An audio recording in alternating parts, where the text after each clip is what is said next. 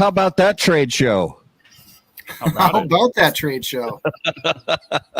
Ladies and gentlemen, welcome to the Drew Estate Cigar Studios for episode 165 of How About That Cigar Live. Thank you so much for joining us live on Facebook, live on YouTube, and for those of you listening after the fact on the audio podcast, guys, thank you so much for listening to How About That Cigar when you drive down the road, when you work out, whatever it is you do when you listen to your favorite audio podcasts.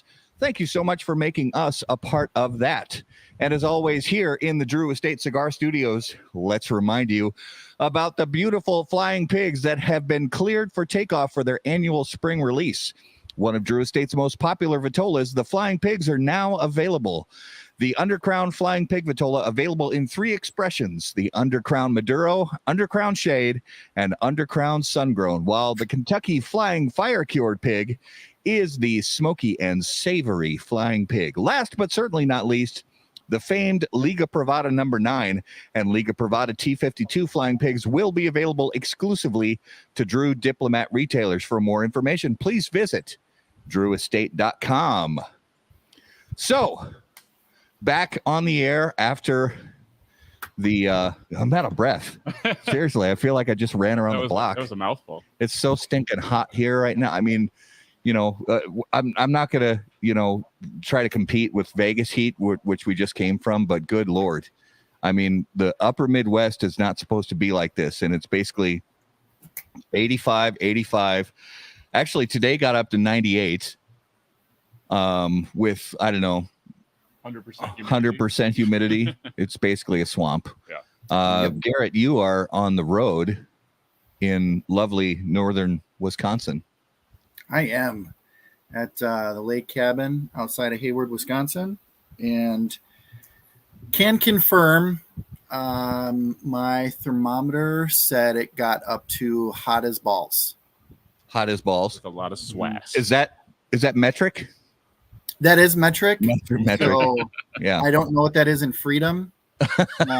Maybe we'll ask John next week. We'll get John's take on that. So the Minnesota Twins are terrible. I mean, but if there's a bright spot, it's the fact that we got 2 players going to the All-Star game.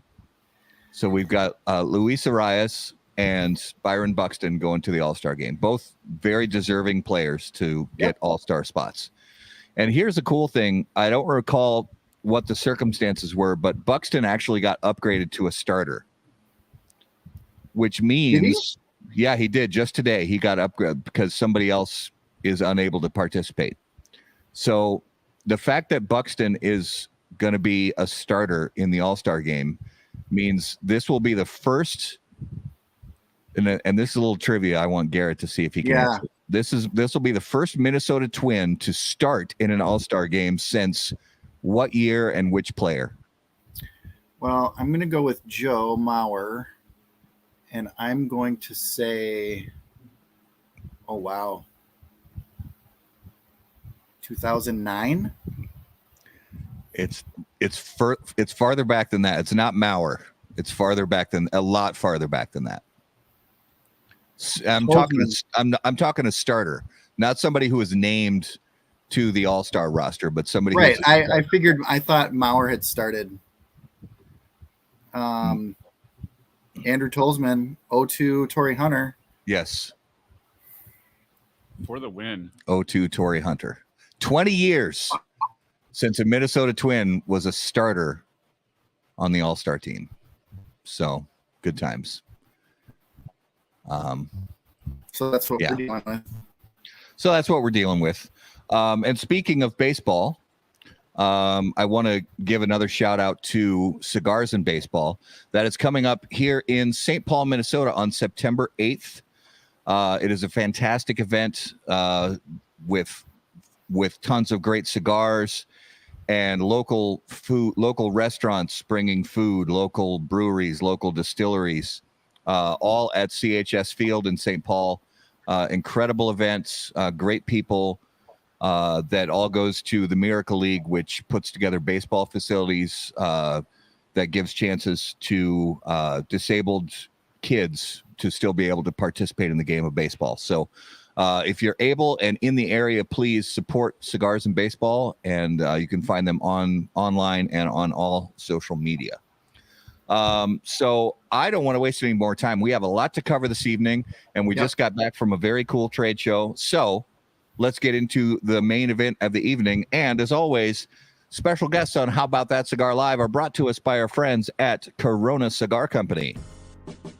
Corona Cigar Company and coronacigar.com, the internet's largest and easiest to use virtual cigar store. Corona Cigar Company offers you the finest handmade cigars, humidors, and cigar accessories at the absolute lowest possible price. You'll also find unique and limited cigars containing Florida sun-grown tobacco. As a proud American, president and founder of Corona Cigar Company, Jeff Borshowitz believed it was possible to bring cigar tobacco farming back to Florida. At Corona Cigar Company and coronacigar.com, you'll find the best selection anywhere in the world of cigars containing this special Florida sun-grown tobacco. If you live in Florida or are just visiting, be sure to visit any of the great Corona Cigar locations in downtown Orlando, Sand Lake, Lake Mary, and also the Davidoff of Geneva Lounge in Tampa. For more info on all of that, please visit coronacigar.com and floridasungrown.com. All right, ladies and gentlemen, let's get episode 165 going. We have a trade show to recap. So let's start out with a first-time guest to How About That Cigar Live, the better half of the Cigar Hustlers podcast. I'm sorry, but I couldn't resist. Please welcome Mike Palmer to the show, AKA BDP. Hey guys, how you thanks for doing? having me on. Happy to have you on the show. So let's bring on his significant other, his partner in crime, Mike Shebenkevich. Nice. That's really close. Every time I'm getting a little closer to saying your name right. He looks like he's in the crypt. What's up, Palmer? How you doing, buddy? Yeah, look, this is my first time, Michael. I didn't have time to set up. You finally Well, don't look like a prisoner in Iran. Finally, so. Holding up a newspaper. Help me, proof of life. All right, and finally, last but not least, bring him back to How About That Cigar Live from the Smoke and Tobacco Show. Please welcome Matthew Tobacco. Hey, gang. How are you doing, sir? I'm great. How are you? Good. You don't look like you're broadcasting from Iraq. No. I don't think Mike does either. But Thank you. he's Hey, repping. He's take the repping flag the down. brand. Take Always the be flag down closing. and show them what it looks like, Michael. Proof of life. You might. Well, as you know, I have. So we have two shows. We have two studios. We have the J.C. Newman studio, and we have the Drew Estate studio. And I figured I would hang out in the Drew Estate studio for you guys tonight. So I am here. Absolutely. If you could please refer to the older Mike that's in his crypt as BDP moving forward for this, so that we can decipher the two. Less That would be confusion. BDP. Yeah, done and done. He would prefer that as well. Yeah, that's. Well, before we jump into the questions, and Matt already alluded to it with his backdrop, we really do want to give a genuine, heartfelt thank you. And we've said it a million times, but we can't say it enough. A genuine, heartfelt thank you to the people at Drew Estate who really made our trade show coverage possible. And we had a lot of coverage, a lot of videos, and we're about halfway through day 2 of posting the videos to our YouTube channel. So you guys can start checking those out. They're available now on YouTube, and we're going to continue posting those till they're all done. All in all, we were up to just shy of 60 videos? 58, I think. 58 videos. So doubled the coverage from last year that you and Garrett did by yourselves. So a good show overall. It was great. yeah, and honestly, this guy sitting right next to me here in the studio is a game changer, and Garrett is echoing that true game changer, having Justin there. So Thanks, guys. we made a lot more progress this year, and it's funny too, because even with a 3-person team, there's still only it's a big trade show floor. There's a lot of booths, and we still couldn't hit them all. But I just I'm thinking that you guys have cigars fired up. and I'm a little jealous. So I think it's time for me to get a cigar fired up. So let's get on the Dunbarton Tobacco and Trust toast cam. Toast cam. When lighting your cigar, it's important to be patient, pay close attention to detail, and focus on the tobacco. In the same way, Steve Saka brings those same qualities to the ultra premium cigars of Dunbarton Tobacco and Trust. Patience, close attention, and focus on the tobacco are the qualities that Saka and Dunbarton Tobacco and Trust have become known for. From Sombre Mesa to Umbagog, Dunbarton has a blend that will fit your palate, your mood, and any occasion. Visit dunbartoncigars.com to learn more. Oh yeah. Michael, are these sponsors? Is that what this is called? Sponsors? I don't know. What is this? I think that's what this is. I'm not How many 100%. logos behind them, and We're toast 15 cam minutes and- deep though, and Jeez.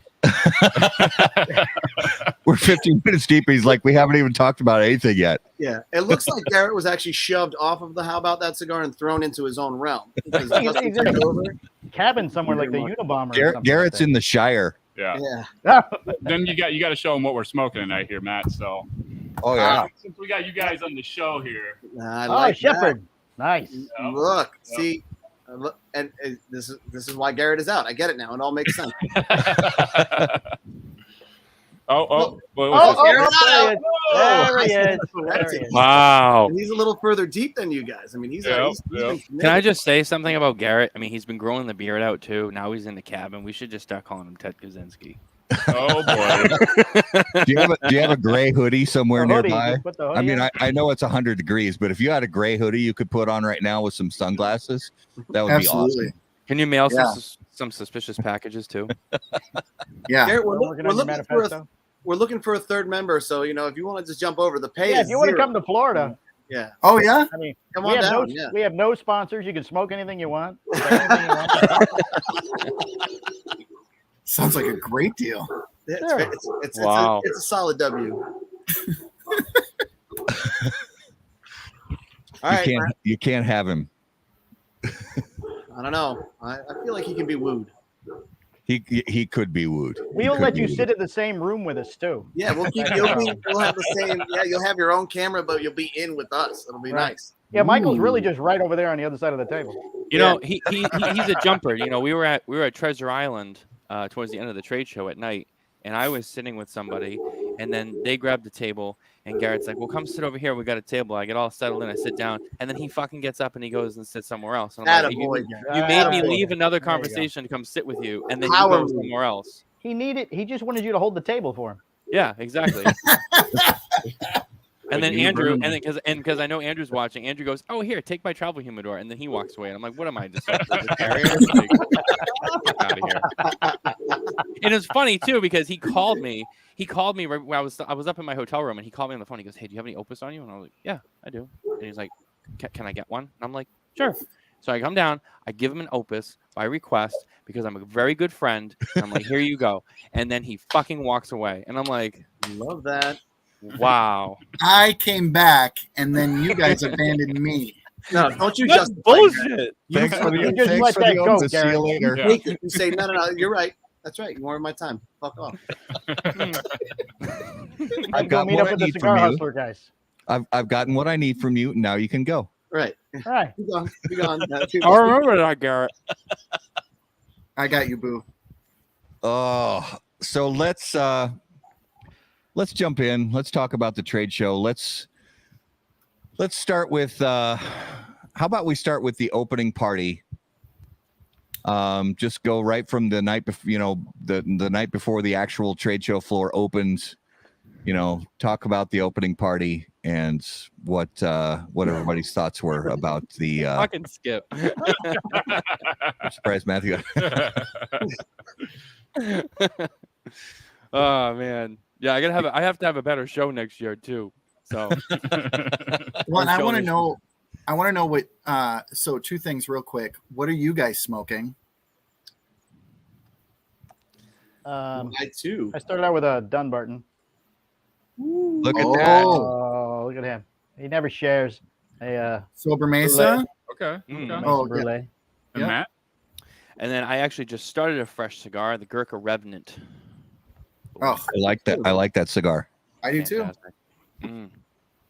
Mm-mm-mm. Drinking anything with that, or just going without? I'm not. I just have water. I can't do alcohol Yeah. right now.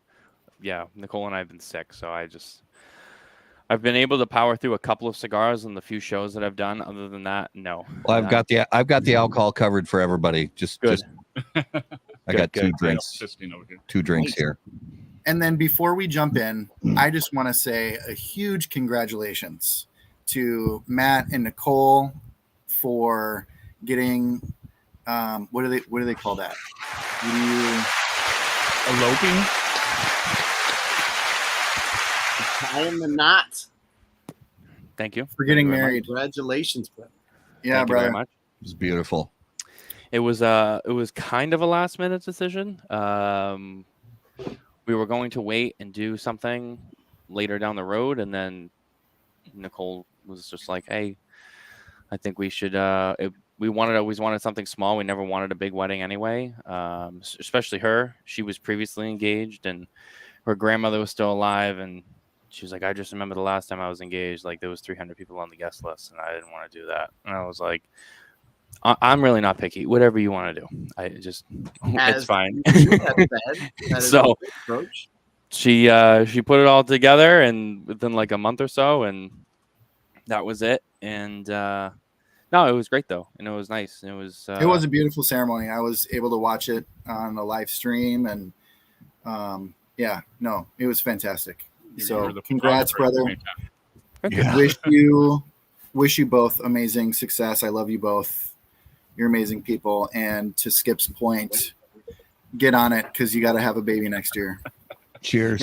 Yeah, it's funny. That's what Nick Perdomo said. Well, after, because he saw, you guys all know how I posted on Facebook. So we were at the opening party. I'll try to keep this back on Matt's thing so he can stay on track. So we're at the opening party, and everyone's there and it's loud, and I just hear someone scream my name from like, I don't know, 100 feet away. And I turn around, it's Nick Perdomo, and he's just standing there like guns out. And I'm like, "Hey," and he's like, "Come here." I come over there, and he's like, "Hey, I saw that Facebook post." He's like, "That shit wasn't funny." I got worried. And he's like, "But anyway, congratulations." He's like, "Now start banging them out. Let's go. Have some kids." So we got to next year at the PCA show, we have to work through everything, all the logistics with Scott and everybody else at PCA, so we can have a birthing ward set up somewhere on the show floor. I think we're done with big surprises at the great show. I think that was it. I accomplished what I wanted to accomplish. Yeah, that would be the only way to top it. Is to all I had to do was outdo Klaus Kellner because he got married at PCA, and then I was talking to Coop, and he's like, "Well, you got engaged. If you get married," he's like, "You win." I'm like, "All right." So, there you go. You win. I don't think anyone's ever going to do all three. So as we look at this year's trade show, it was we kind of are comparing it to last year's. Typically, that's how anything works, whether it's a cigar trade show, whether it's it could be your neighbor's 4th of July party. Did they top last year? Really, is what you're looking for. Did they top last year? And it truth be told, it was kind of impossible for them to not top last year for the PCA, because they really did put that trade show together last year in like, I think 90 days or 100 days or something. They had very little time to get everything lined up. This year they had way more time to get everything lined up. And, starting with kind of one of the litmus tests, in my opinion, is that opening night party, where everybody gathers together. There's music, there's drinks, there's cigars being handed out, and everybody's kind of gathering together, meeting up for the first time. And in some cases, a first time in a year that people haven't seen each other. So what kind of vibe did you guys get from that opening night party versus last year's? We didn't go. So okay. Yeah, they don't invite us to those kind of things. We're on like the C or D level, media list. We don't get invited. Well, no, I mean, to be honest, our approach wasn't really, we wanted to be in and out as fast as possible because it is a very expensive show, right? So what you do is you try and compress it to the most amount of time, as short as possible, so that you make the biggest impact without the biggest deficit on your wallet. So opening night, I don't even think we were there. So we just came in like day up, right? No, we set up on Friday. But we Was skipped the party the Thursday. We skipped the party. Yeah. That was sushi. That was sushi night. Oh The yeah, party- yeah. I the had to party was, smash up. The party was Friday, right? Okay. Wasn't it? Yeah, it was Friday. Yeah, night. the party was no, Friday. we I didn't had go. a date with an entire school of salmon, and I crushed that. I was like Thanos when it comes to salmon. I just eliminated half the population to kind of even things out, and we did not attend opening night party, so we cannot give any info on that. Okay. Well, I'll get opinions from other guys, but before I do, I gotta know where's your favorite place for sushi in Vegas? Sakana Sushi, baby, Sakana. Okay. 100%. We were trying to dig on a sushi place this year, but couldn't make it happen. So we'll try that place next year. All you can eat. Yeah, all you can eat. All you can eat. It's fantastic. It's high quality, and I'm going to tell you right now, they're happy after I leave. Happy after I leave. You go now. Yeah, get the hell out of here. You eat too much. You big boy, don't eat more fish. You get out. We You went there. dine and you dine so much. We brought John D. Oliver, who can also eat. Rosales was there. Palmer was there. My buddy Boots was there. So, it was a plethora of food consumption as far as sushi. But I made sure that, I wanted them to feel it before I left. Yeah. They felt well- Andrew, it's all you can eat sushi. So we didn't. It wasn't that expensive. Andrew said there wasn't a way to save money. Yeah, if it's $30 and I'm eating $80 worth of sushi, Right. He came out. He always comes out ahead there. Yeah. So, Matt Tobacco, what was your impression of this year's opening night party versus last year's? Yes. I mean, it still wasn't the opening party from TPE. Oh, that I did attend. Yeah, that we did go to. Shots fired. We were going to get there later, but yeah. I mean, Yeah. I look, I love Scott, Aaron, and everyone, but I mean, There's really no that's comparison. that's hard to beat. I mean, Well, and Garrett's right. no, There's, it's hard to there's beat. really no comparison. There's So- no comparison at all. So And it was That right brings for up a good question. Oh, I'm sorry, Mike. You were yeah, Mike, what'd you say? No, you're good. I said so it was right for us to miss it. We didn't miss anything. honestly not really. Right. Not really. And that brings up, I had this written later in the questions, but we're on it right now. So was the opening night party better than last year? Yes, it was a little bit. It was better attended than last year's opening night party, which is agree. great. I'll But it agree. was still felt kind of low key, like a cocktail reception. And I understand they want people to still be able to have conversations and mingle and things like that. But do you think, because I've been kind of on this kick for the last month or so of using this term unmissable event. Do you think that it would be in the PCA's best interest to do a blowout party with a band and just like glitz and polish and just balls out like TPE does? Or do you think it's worth it for PCA to do that? Did anybody go to the pool party that they did have at the PCA? They had I don't believe it was very well attended. No. I don't think it was either. No. Man, they're really in a hole here. They got to do something, right? They got to figure this shit out because they're hemorrhaging. And that's if you're gonna tell me that they're not hemorrhaging, then I don't belong on your show. Like it's fucking way apparent. I fucking can't stand when people say it's the best show ever. I hear it every year, and it just doesn't continue to grow like that. I have some data points that we can discuss later on as we kind of get into it as well. But they got to do something. Velcro wall, trampolines. I don't know. Fucking mix it up. Let's go. Midget tossing. Human bowling. It's just Yes. There was plenty of room So for the human bowling.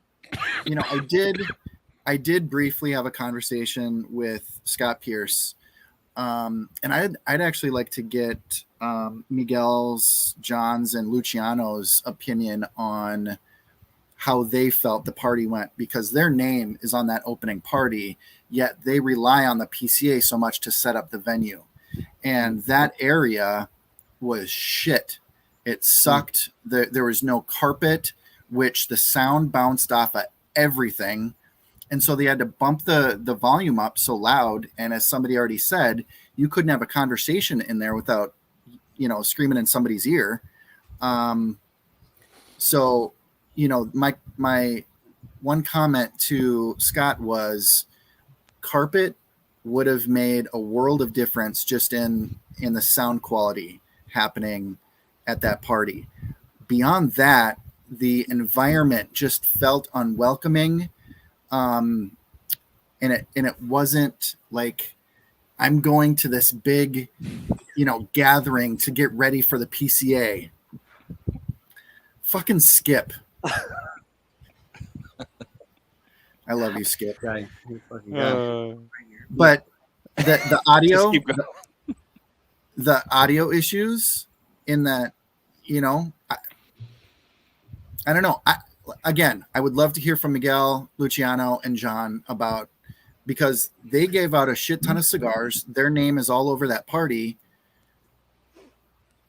How do they feel about it? And I agree with you, but and I understand what Scott was saying and Luciano was saying about the fact that the attendance numbers were honestly, according to their numbers, they were near double of last year's opening party, which I think is a good thing. But it's not, to me, it's not just about attendance.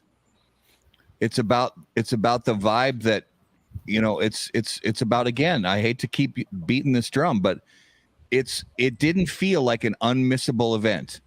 I was happy to see a lot of the people that I got to see, and, but standing around on a bare concrete floor, having a couple free drinks, smoking a cigar that was handed to me, it's not unmissable. I'm sorry, it's not unmissable. And the joints they've been putting on at TPE the last couple of years have been absolutely out Bangers. of this world. Yeah. So I don't know the answer to the question whether or not it's worth it for PCA to spend that coin to put on the same kind of event. I don't know if they'll see return on investment.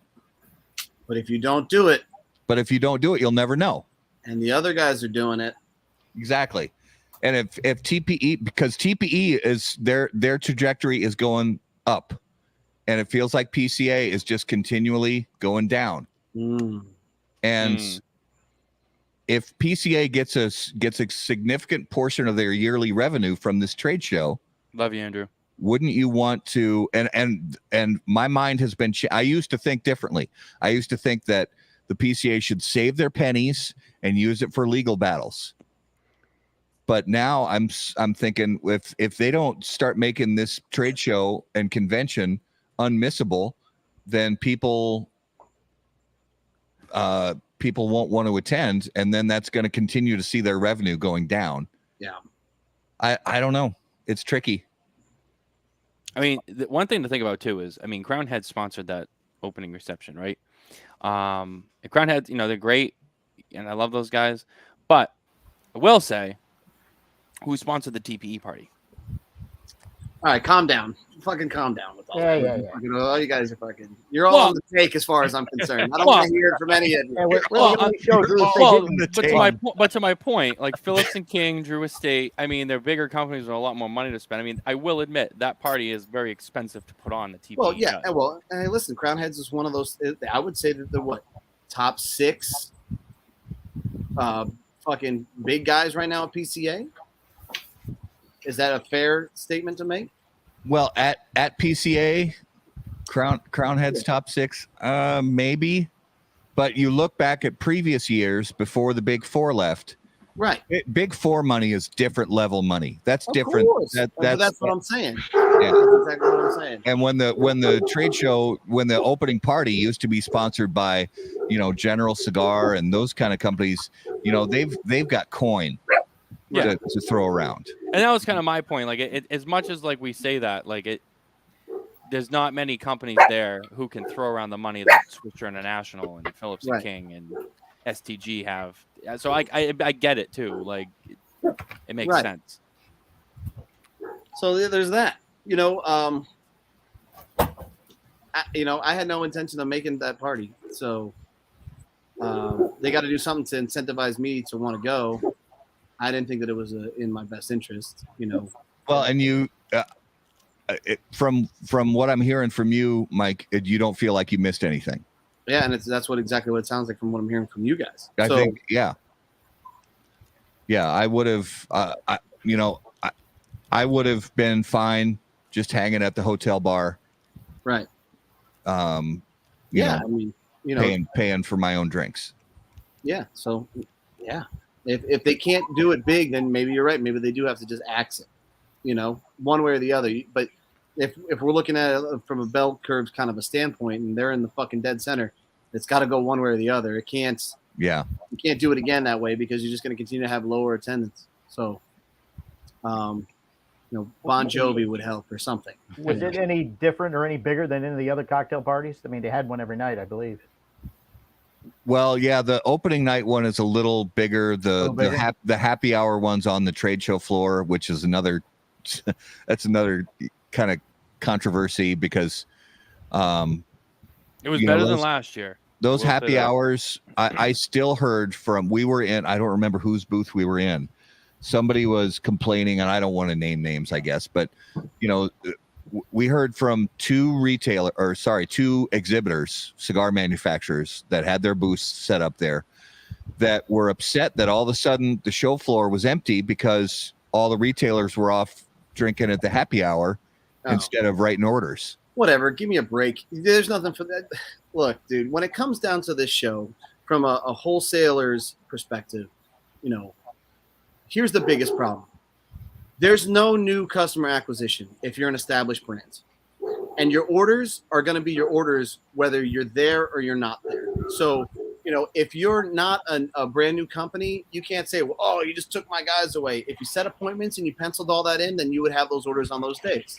If you didn't pencil that in and you did your orders beforehand, then you had a lot of free time. So to make that statement, that's just somebody complaining as to why their show sucks. You know what I mean? So I think the middle of the day happy hour that's not people eat lunch. Oh, they all went to eat. No, I mean, come on. Great. That's a good point. Very so point. I don't buy that for 1 second. Not for, but I could tell you for me personally, I had very low expectations as a brand owner. I still wrote orders, the juice was worth the squeeze. But those are orders that I would have wrote anyways. I would have wrote those orders whether I was there or not. So, the real problem is retailers showing up to this thing, right? I don't know if you want to segue into that now or not. Yeah, absolutely. Them being there is the biggest problem, right? And they're not showing up. Vegas 8 years in a row or fucking is ridiculous. I know there was just a survey as far as how what do you think about 2024 New Orleans? I'm like, I'm for it. I'm for it wherever. Alaska, I don't care. Just somewhere else. Please stop fucking going to Vegas. For the love of God, it's just it's old. It's tiring. Here, listen. I had a pretty good back and forth with my friend Charlie Manal on Half Wheel, and he gave me some good data points, and I'm gonna bring them up real quick. Yeah, because this was on my list of stuff to talk about as far as location, time of the year, number of days that the trade show should be. Right. And we talked about a lot of this at the they had a media press conference where Scott Pierce covered a lot of this, and we had some back and forth with questions. Charlie had questions, Patrick had questions, I had questions, Garrett and a lot of other people did, and these were really I don't know. Correct me if I'm wrong. Garrett and Justin, but I think at the media press conference, the questions about location and number of days, I think maybe took up more time in the press conference than anything else. Aside from maybe Charlie was really digging into a lot of the deep financial health information about the organization. But aside from that, it was really about location and time of year. Yep. And venue, venue, time of year, and days. Because one of the things that I didn't know is that not only is the PCA locked in, on this 5-year deal, but it's for 3.5 days or four days. Yeah, this deal was written that we're currently in. Next July is the last year of the current deal, and it was written and signed before Scott Pierce even came into play. Right. So, and it's for 3.5 day shows in this particular set of days in July, period. Yeah. So hopefully PCA can survive that 5-year span, right? Yeah. I knew that you guys were obviously there, but so your overall, they said, and here's the other thing. I don't feel like there's 100% honesty with PCA, and maybe I'm wrong, but it just doesn't feel accurate to me from what I saw and what I witnessed. They said there were 717 accounts this year, right? Your booths were up 27%, down 17% from 2019, not 2020. 2021, you had 583 accounts. 2019, you had 771. So you're still down pre-pandemic, right? Right. Yeah. They said overall badges were 2,057, 2,037, something like that, right? Dude, I don't think those numbers are there. I don't know if that store number is who supports the PCA and did they show up? Like, I wasn't in that media meeting. Mike Palmer's media. I'm not media. So to interrupt you. Sorry, that was a specific question I asked when they talked about the Palmer badges. media. I asked that one too. Right. And they said no. Right there. I'm sorry. I was there. He did. I'll verify. Scott Pierce is not like me. I asked because when they gave out the badge statistics, I asked if that was, just badges that were allotted, or were those badges that and they responded, those are badges that we gave out at the registration booth. Does that include exhibitors too, or is that just retail people? I think that's everybody. I think it's everybody. That's everyone. That's everybody then. So okay. I mean, if you cut that number in half, you're talking about 300 stores, 350 stores. Not to mention all the manufacturers who get badges for all their friends to come to the show too, who Right. are just there to hang out. So Which is definitely a thing, right? We can all attest to that. Mm-hmm. So There was 12 buyers. So there's about 12 buyers at the show. So let's talk about location. Okay. Vegas has been, the gold standard. So the last time the show was anywhere other than Las Vegas was 2015, and it was in New Orleans. Yep. And Scott Pierce brought up New Orleans at the media press conference. Mm-hmm. And it's on, from what I understand from Scott, it is on the short list of candidates for 2024 and beyond. But there are huge drawbacks to New Orleans, and any city outside of Las Vegas. And I'm not a Las Vegas apologist, but when it comes to indoor smoking, I am a Las Vegas apologist.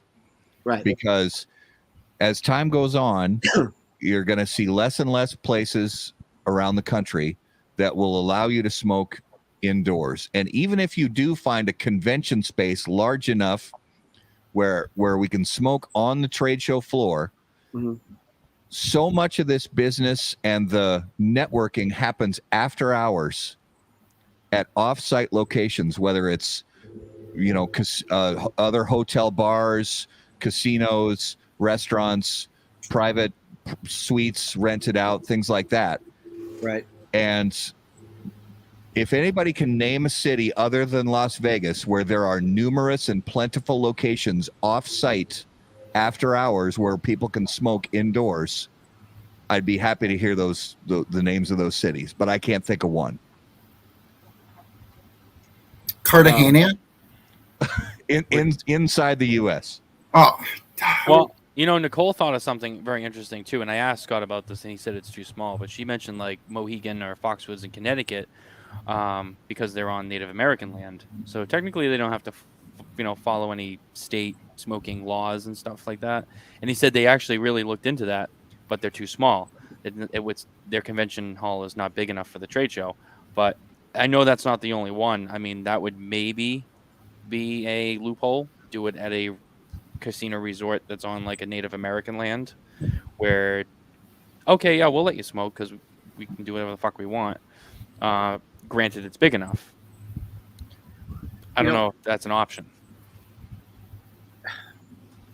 Like, here's where I think that the PCA made a mistake, and this is obviously before Scott Pierce, but I think that it's possible to fix it if they wanted to invest and do this thing, right? Find a location that's mid-ground, Texas, wherever, in the middle of the U.S. Go buy some big fucking industrial space, right? And make it around a city where people can go and always house your convention there. Like, how much money gets burned to these unions in Vegas? How much money gets burned that we could be spending and investing into the PCA that goes to all these other fucking things that you have to do? I mean, it's $1,200 for a fern. I learned that today. $1,200 if you want a bush in your fucking booth. Yeah. Like, all of those things are completely obnoxious. And you want to know how you even double up for more than that? You fucking store it all there too. So you charge, instead of me as a brand owner or a manufacturer taking my shit, shipping it to this location, paying for it to be, displayed, have them all house it in an area, have them take it all out, and when it's done, have them stored in their own spot. And then now they have monthly revenue coming in from all brand owners and manufacturers, and it's all being put to use. I think that that's a better approach. I mean, I understand that, yes, it's cool to go to areas where you can smoke, but there are plenty of areas that I went to in Vegas that I wasn't allowed to smoke, but I still went, Yeah.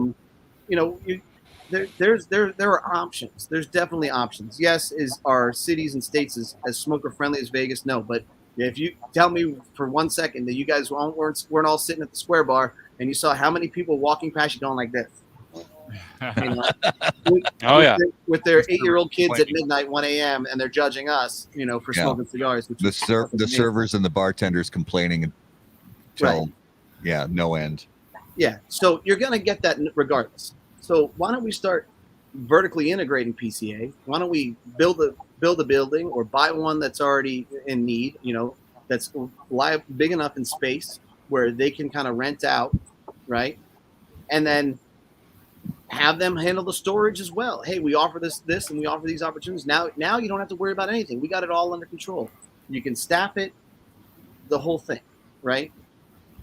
I mean, that seems like a better resolution than us just hemorrhaging cash in Vegas or any place for that matter. Because none of it, I mean, even in worst case scenario, they're at least establishing an asset that gets paid for every year, monthly, and then one big annual push. But then they can take, all that extra revenue, and if they need to use it for legal battles and stuff like that, they have more money. And as it progresses, if you need to loan against the asset, you can. You can't loan against the Sands Expos. It doesn't work. It just doesn't work. It's not yours. So, I mean, that I think is the best resolution. You can find plenty of places where you can find that industrial space for relatively inexpensive, that's in an area that would probably fit that best interest. They can rent it out to the TPE.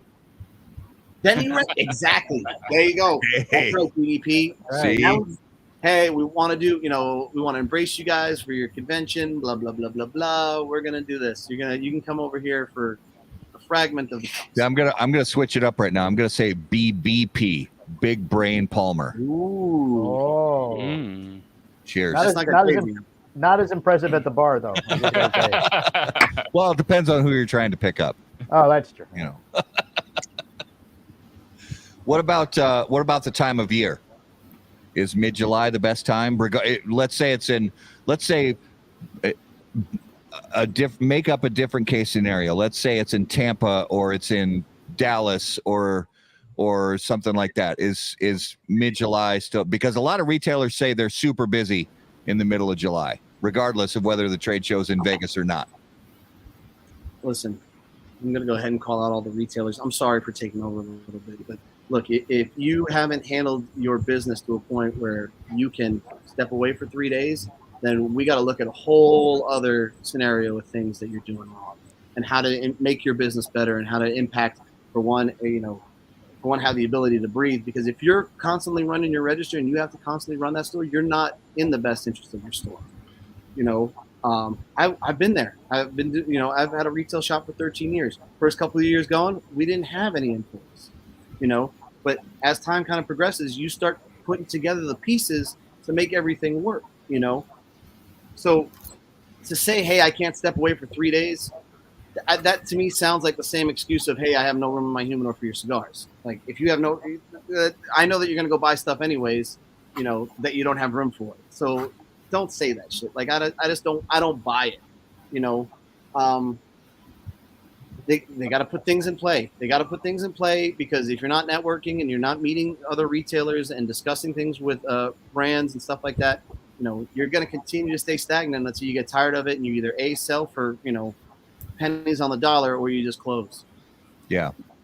Well, I will say that Scott Pierce at the press conference, essentially he all but ruled out any time in the fall, like October or November. He basically ruled it out. He said it's not going to happen. He was really leaning towards April. It seemed to be that seemed to be the month that he really was focused on as far as future post 2023. Did he say why no fall? He said tons of feedback from retailers saying do not do it in October or November. Okay. Well, you know what? Hey, kudos for Scott for looking at the data and the analysis and the opinions of people that are answering those surveys, right? Yeah. I don't really think it makes a difference. If he wants to move it to April, okay, let's try April. Sure, whatever you want to do. April, July, what's the difference? But does that make it too close to like TPE at the same time too? Well, it's possible, but last year there were rumblings, and I don't really know the inner workings of TPE, but there were rumblings that TPE is going to move to the fall. Oh, interesting. So the big reason for not fall was many of the northern states. They kind of go on a slow or a freeze during late fall, before winter hits. Right. Nobody cares about the northern states. Yeah, they don't ship you then anyway. I mean, what you order at the show, you might get 6 months later. Or a year later. Right. I mean, if you're smart enough, you can buy for what they're going to ship later. Yeah. Are we going to talk about PCA exclusives at all? Oh, yes, we are. Okay, good. Then I'll wait. So let's talk about let's go with let's go with a positive. And I'm going to start with Matt Tobacco on this one. As you walked the trade show floor and looked at all the booths from a vibe standpoint, from a design standpoint, from an activity standpoint, what was your favorite overall booth on the trade show floor? Oh man. I really like Selected Tobacco's booth a lot. We talked about it on my show on Thursday, and we talked about it on Spare Notes on Saturday. It was a new booth than they had since IPCPR. It was nice. It was different. It was more. What's the term? It felt less like a booth and more like a showroom. Yeah. And even Carney was like, "Yeah, if there was like a Lamborghini in that booth, wouldn't look out of place." Yeah, it would have fit in. It was just like you felt like you walked into a store. It wasn't like you were in a booth. It was like covered, but you like walked in. Just the whole layout of it, the design. It was like I felt like I walked into. It was like almost a Rolex store. It was almost like a museum. Like Fabergé eggs were on display. I mean, those ashtrays. Kind of vibe to it. Those ashtrays they had on display were like, it was like, rare museum art pieces. Yeah. It was like, wow, that one really was. I was like, wow, this booth is awesome. Yeah. Garrett, what about you? Hands down, Wildfire. Nice. Yeah, that was a good one. That's That what was- Steve said too. Yeah, that booth it was really fun. The it's just such my vibe. Obviously, up at I love the outdoors. I love His whole, I mean, it was just fantastic. I loved it. I loved meeting Jeremy, talking with him. I'm sorry we missed him on the last day. Apparently he got into the bear suit. We did see him. I wasn't sure if that was him in the bear suit, but apparently it was. It was. Yeah. So yeah, Wildfire. Yeah, that wins it for me. I have a video of Jeremy on the stripper pole in the Room 101 booth. Ooh. That's hot. Was it? Tell me when he was. Please tell me when he was on the stripper pole. Did he have on the tall tube socks with the green stripes? Yeah. Oh. Yes. I don't know if I can. All right, I'm gonna need a minute. I'll have to send it to you guys. Yeah, I'm trying to get yes. the camera to pick it up, but I mean, I don't know if I can get it to the Yeah, lighting. you got to send me that. I will send it to you. All right, Justin, what was your favorite booth? Favorite booth? I mean, Wildfire, of course. That was a good one. I mean, Ace Prime, they had a good thing going on with Crown Heads and Luciano and John Uber and all them there. That was a good, solid one. It's more like a family environment with Luciano's whole family there and everything too. So that stood out to me. Yeah. BDP, which booth really stood out to you? I like the PDR with the big bright backgrounds they had. Oh yeah, Yeah. That was nice. Everybody else is usually so dark and so more cigar looking. That looked more like a little vacation timeshare type thing, and it drew your attention every time you walked by. yeah. What about you, Mike? You know, I really liked the Foundation booth. It was like kind of simple yet complicated, right? Like the stretch that they had with the Big triangle. Yeah, the big triangles. Reggae music in the background. Yeah, you know, that definitely had a lot of thought to it. And I thought that Nick did a great job with that. So I would have said the Foundation booth for sure. Yeah, I'm with you. That was at the top of my list was Foundation.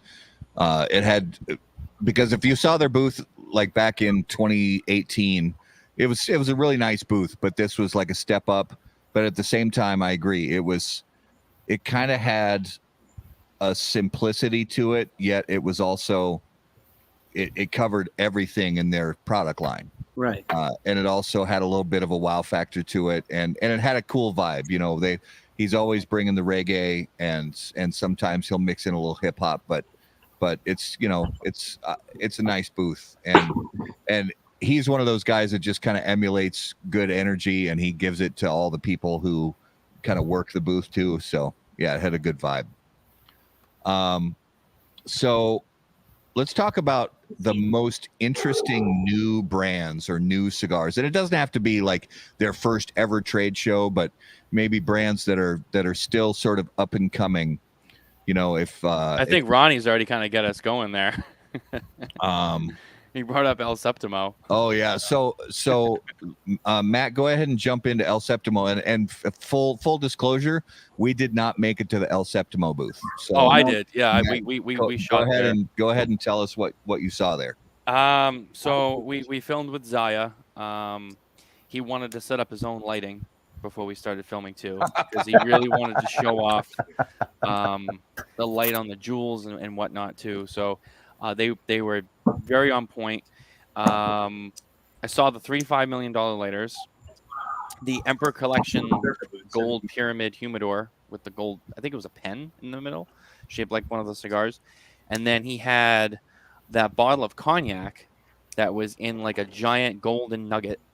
And apparently, if I remember correctly, the barrel was from Napoleon's castle from like 200, 300 years ago. And they opened it, and they said that they had to drink it all because they couldn't, once they opened the bottle, that way they had to drink it all. So I guess they consumed it. I know Jeff Borshwitz posted a video. He had some of it.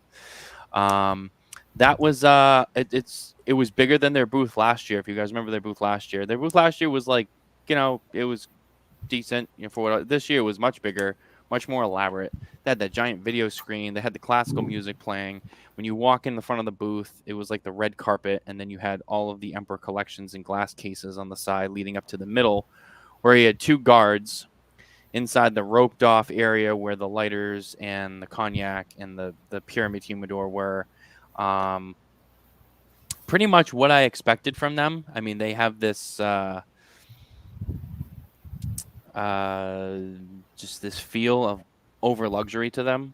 Like Yeah. they had the biggest dick in the room to swing around. Very colorful, very fun, but I mean, $5 million for a lighter. According to Zaya, they all sold out in the first 15 minutes of the show. Curious to know who bought them. I only bought two of them. Oh, you only got I two. don't know Oh, who all bought right. I don't know who bought the third one, but I only bought two. So. Maybe. I don't know. I held one. We were in the middle of it. He told me to pick it up. I got a loan from okay.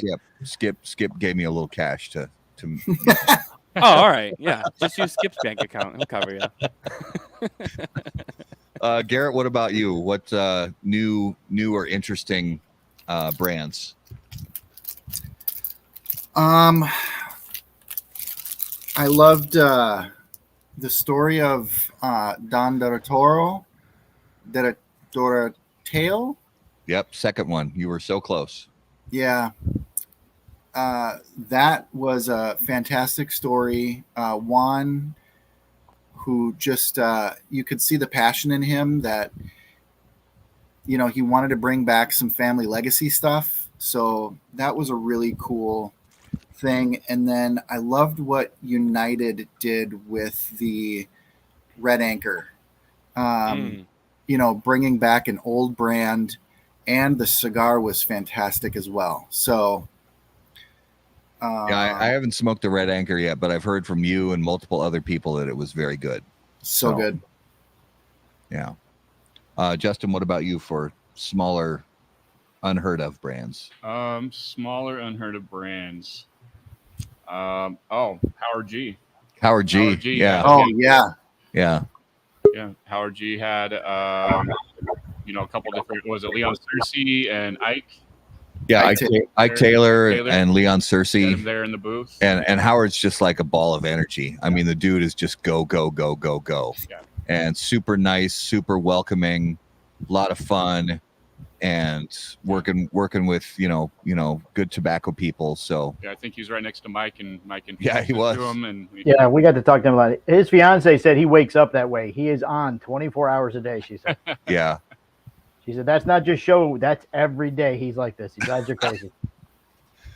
Mike, what was something interesting and new from a brand perspective that you saw?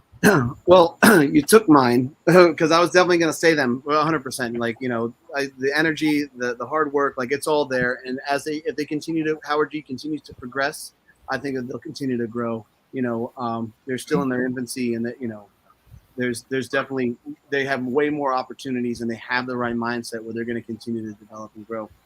I mean, the quiet rumblings of Eladio cigar, I'm kind of quoting my friend, but he was really excited about it, and I didn't get a chance to smoke the Agape, but I think that's a cigar that's, flies over the radar for people that are in the industry, but under the radar for your average consumer. So it definitely has a lot of potential, and it's definitely interesting for sure. And was that the Freud cigars? Well, yeah. So they had the Freud, but I'm getting positive feedback from a person I respect as far as the Agape is concerned. So I really want to smoke that one. That was the one that I laughed my ass off because on your show, BDP called it Agape. Yeah. And I lost it. It's the Agape. I almost had to pull over. I was laughing so hard. Oh, Lord. Is that Skip sitting next to you? What? I have no idea what you're talking about. Mikey's basically a puppet for Skip most days. So Maybe. I have no idea. Skip's sitting there going, You're the security detail for Disney World, right? Yes, I was the security detail. I was. Princess security, baby. So BDP, tell us who you saw that was new and up and coming that you liked. I like the Howard G's guys. They were nice. Ike and I had a little bit of a run-in at the TPE, but it was nice having them right next door. I talked to Leon a lot, Leon Cersei, because he was leaning on the side of ours most of the time. So he was poor guy. He was a lot of fun. He didn't move a lot. He didn't move a lot. Once he got in and sat down, that was about it. That dude was awesome. Like, you start talking about football, and he's like, "Now this guy, he was a motherfucker. I'm like, oh damn, like that's his term for this guy was a badass. Yeah. It was fucking awesome, dude. His hands look like fucking catcher's mitts. Yeah. Oh, they're huge. I mean, it was ridiculous. Mikey asked him what he missed the most from football, and he goes, "The money." Well, I don't know if any of you guys saw this little booth that was kind of over in that direction toward the sort of the back right corner towards like Wildfire, that was called Apostate Cigars. Oh, yeah. I did. Oh yeah. Yeah, I saw that one. we got stopped them by and saw them, and very cool story, and I don't think I posted that interview yet on our YouTube channel, but it's a cool story, and I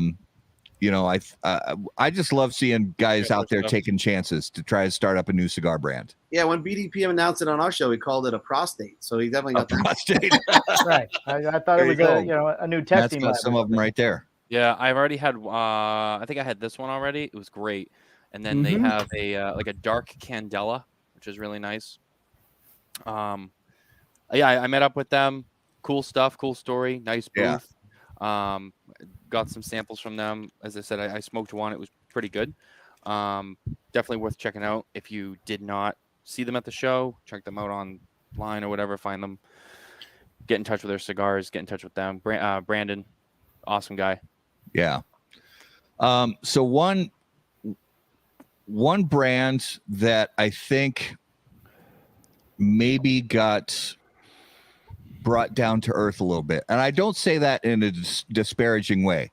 I say because at last year's 2021 trade show, it was just so much hype, and everybody was talking about this brand over and over during the trade show, after the trade show, even up until a few weeks ago before this year's trade show started. Oh, can I guess? Talking about this brand. Yes. Is it Ferio Tego? Yes, it is. Yeah. And I say brought down to earth, not because the brand is doing poorly. I have no idea what their sales numbers are. What I'm saying is last year it was all hype. It was new. It was Michael Herklotz. It was energy. It was like all positivity. And this year it was kind of reality check time. It was small booth, wasn't really very crowded when we were there. And, I'm not saying they're doing poorly. That's not my point.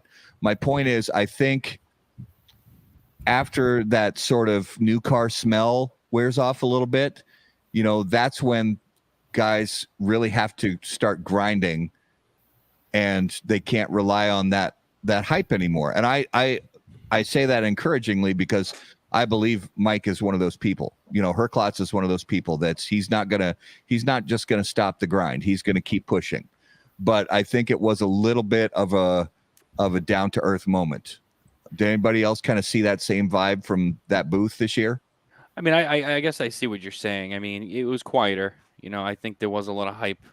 Last year, I think, everyone knows Michael. He's been around a long time. He knows the business really well. He, made that announcement. Hey, we bought the brands from, Nat Sherman and Altria. We're going to set up shop. We're going to use those brands. People were and then, hey, we're going to have our own stuff too. That's brand new. Now that it's been out for a year, people kind of know like, all right, well, this is what he did with it. And the people know what to expect now. So now it's kind of like, all right, now we know. But like you said, not because they're doing bad. I think that it seems as though, and I don't know specifics either, but it seems as though they're doing very well.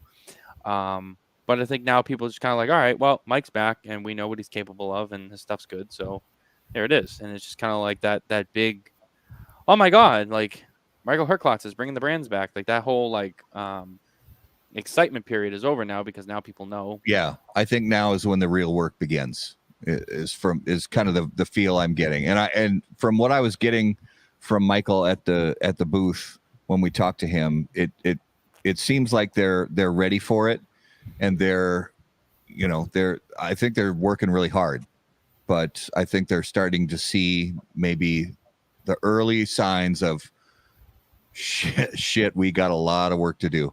This is, the hype may be dying down. Now it's time to push. Do you think there's still a stigma stuck to those brands because of the way it went out and then he picked it back up? I mean, really, the brand didn't change. He didn't change. He just just change the name of the company. Yeah, I don't think so. I think honestly, I think there are a lot of consumers out there who were longtime Nat Sherman smokers who Right, don't even- I agree, but maybe don't they even know the got a little difference. turned off when all of a sudden it was clearanced everywhere, and Yeah. everybody bought up on it, and now they're back out, and they're like, well, I paid $3 for that a year ago. Now it's back up to 12, Yeah. something like that. Honestly, I'm not hearing that from retailers, and I do know some local retailers in this area who are Right. regular sellers of those products, and they haven't reported any downturn in demand for that product. Gotcha. And actually, David Floyd in the comments brings up West Tampa, and that's obviously a big thing. Ricky Rodriguez leaves CAO after a very long time, and starts his own thing. A lot of, again, kind of the same thing, not necessarily to the same degree that Ferry Otego had last year, but a lot of hype surrounding West Tampa Tobacco. Ricky's got a lot of good, solid relationships in this business. And, when we talked to him, he was really kind of overwhelmed and ready to go. But, what are people's thoughts on that launch? I was actually going to bring that up myself. We were supposed to go over there, and then due to some of our difficulties at the show, we missed our appointment. We went back. We were waiting to get in. By that time, they were slammed. We actually never ended up catching up with them, but it seemed as though they were busy. There was a lot of buzz going on there. I've heard a lot about it going into the show. People were talking about it a lot at the show. So I agree with what Matt said. Not quite like Ferry Otego, but there's definitely a lot of buzz around it. But they were busy. They were really busy at the show. Mm-hmm.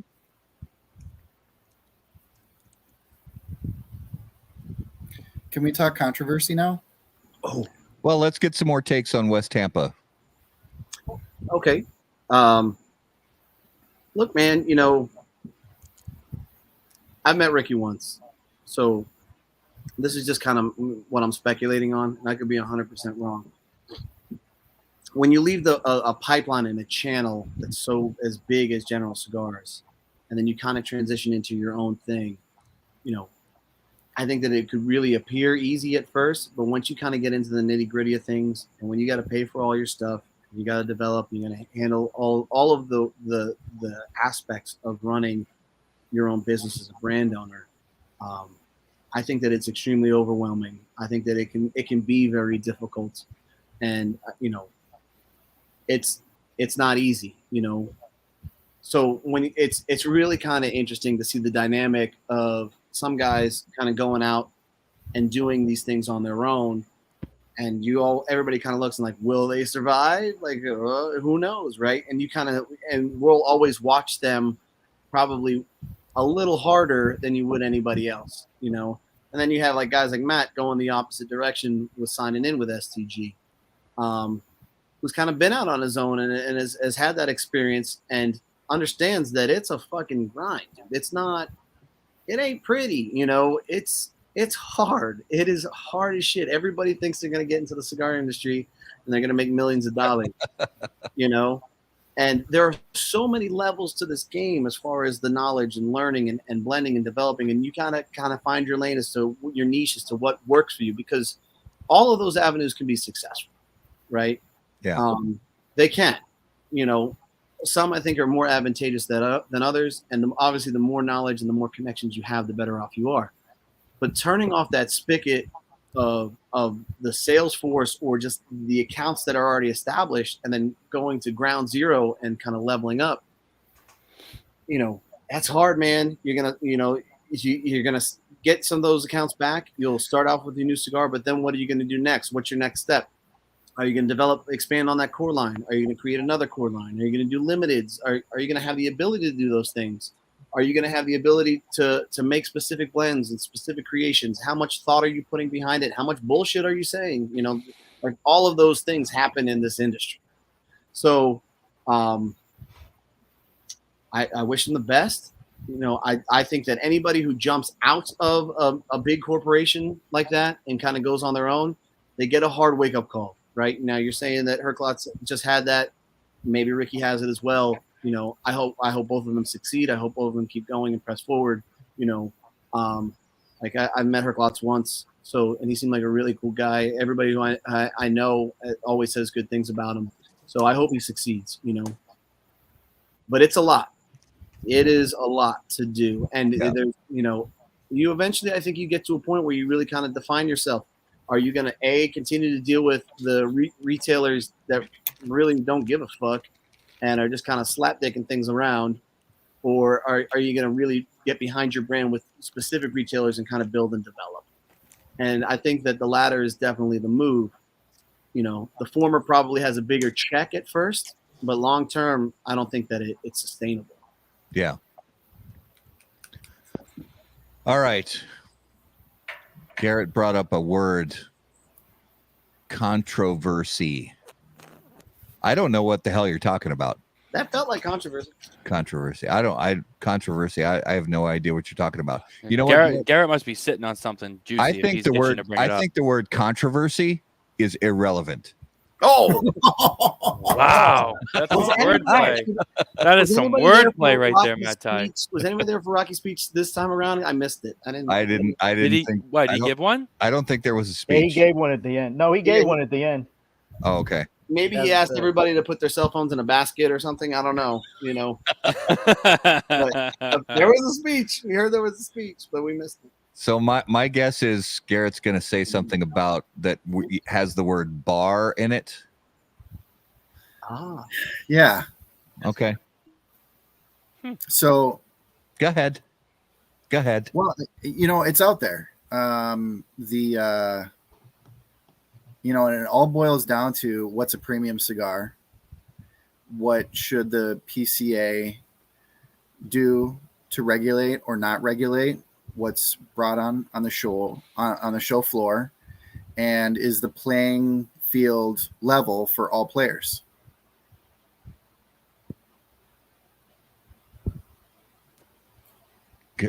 Go on. Keep going. So, I mean, you're not going to stop there. You're not going to stop there. Keep going. You brought this up. You brought this up. So my question is, the silver bar. What is everybody's take on the silver bar specifically? And we know that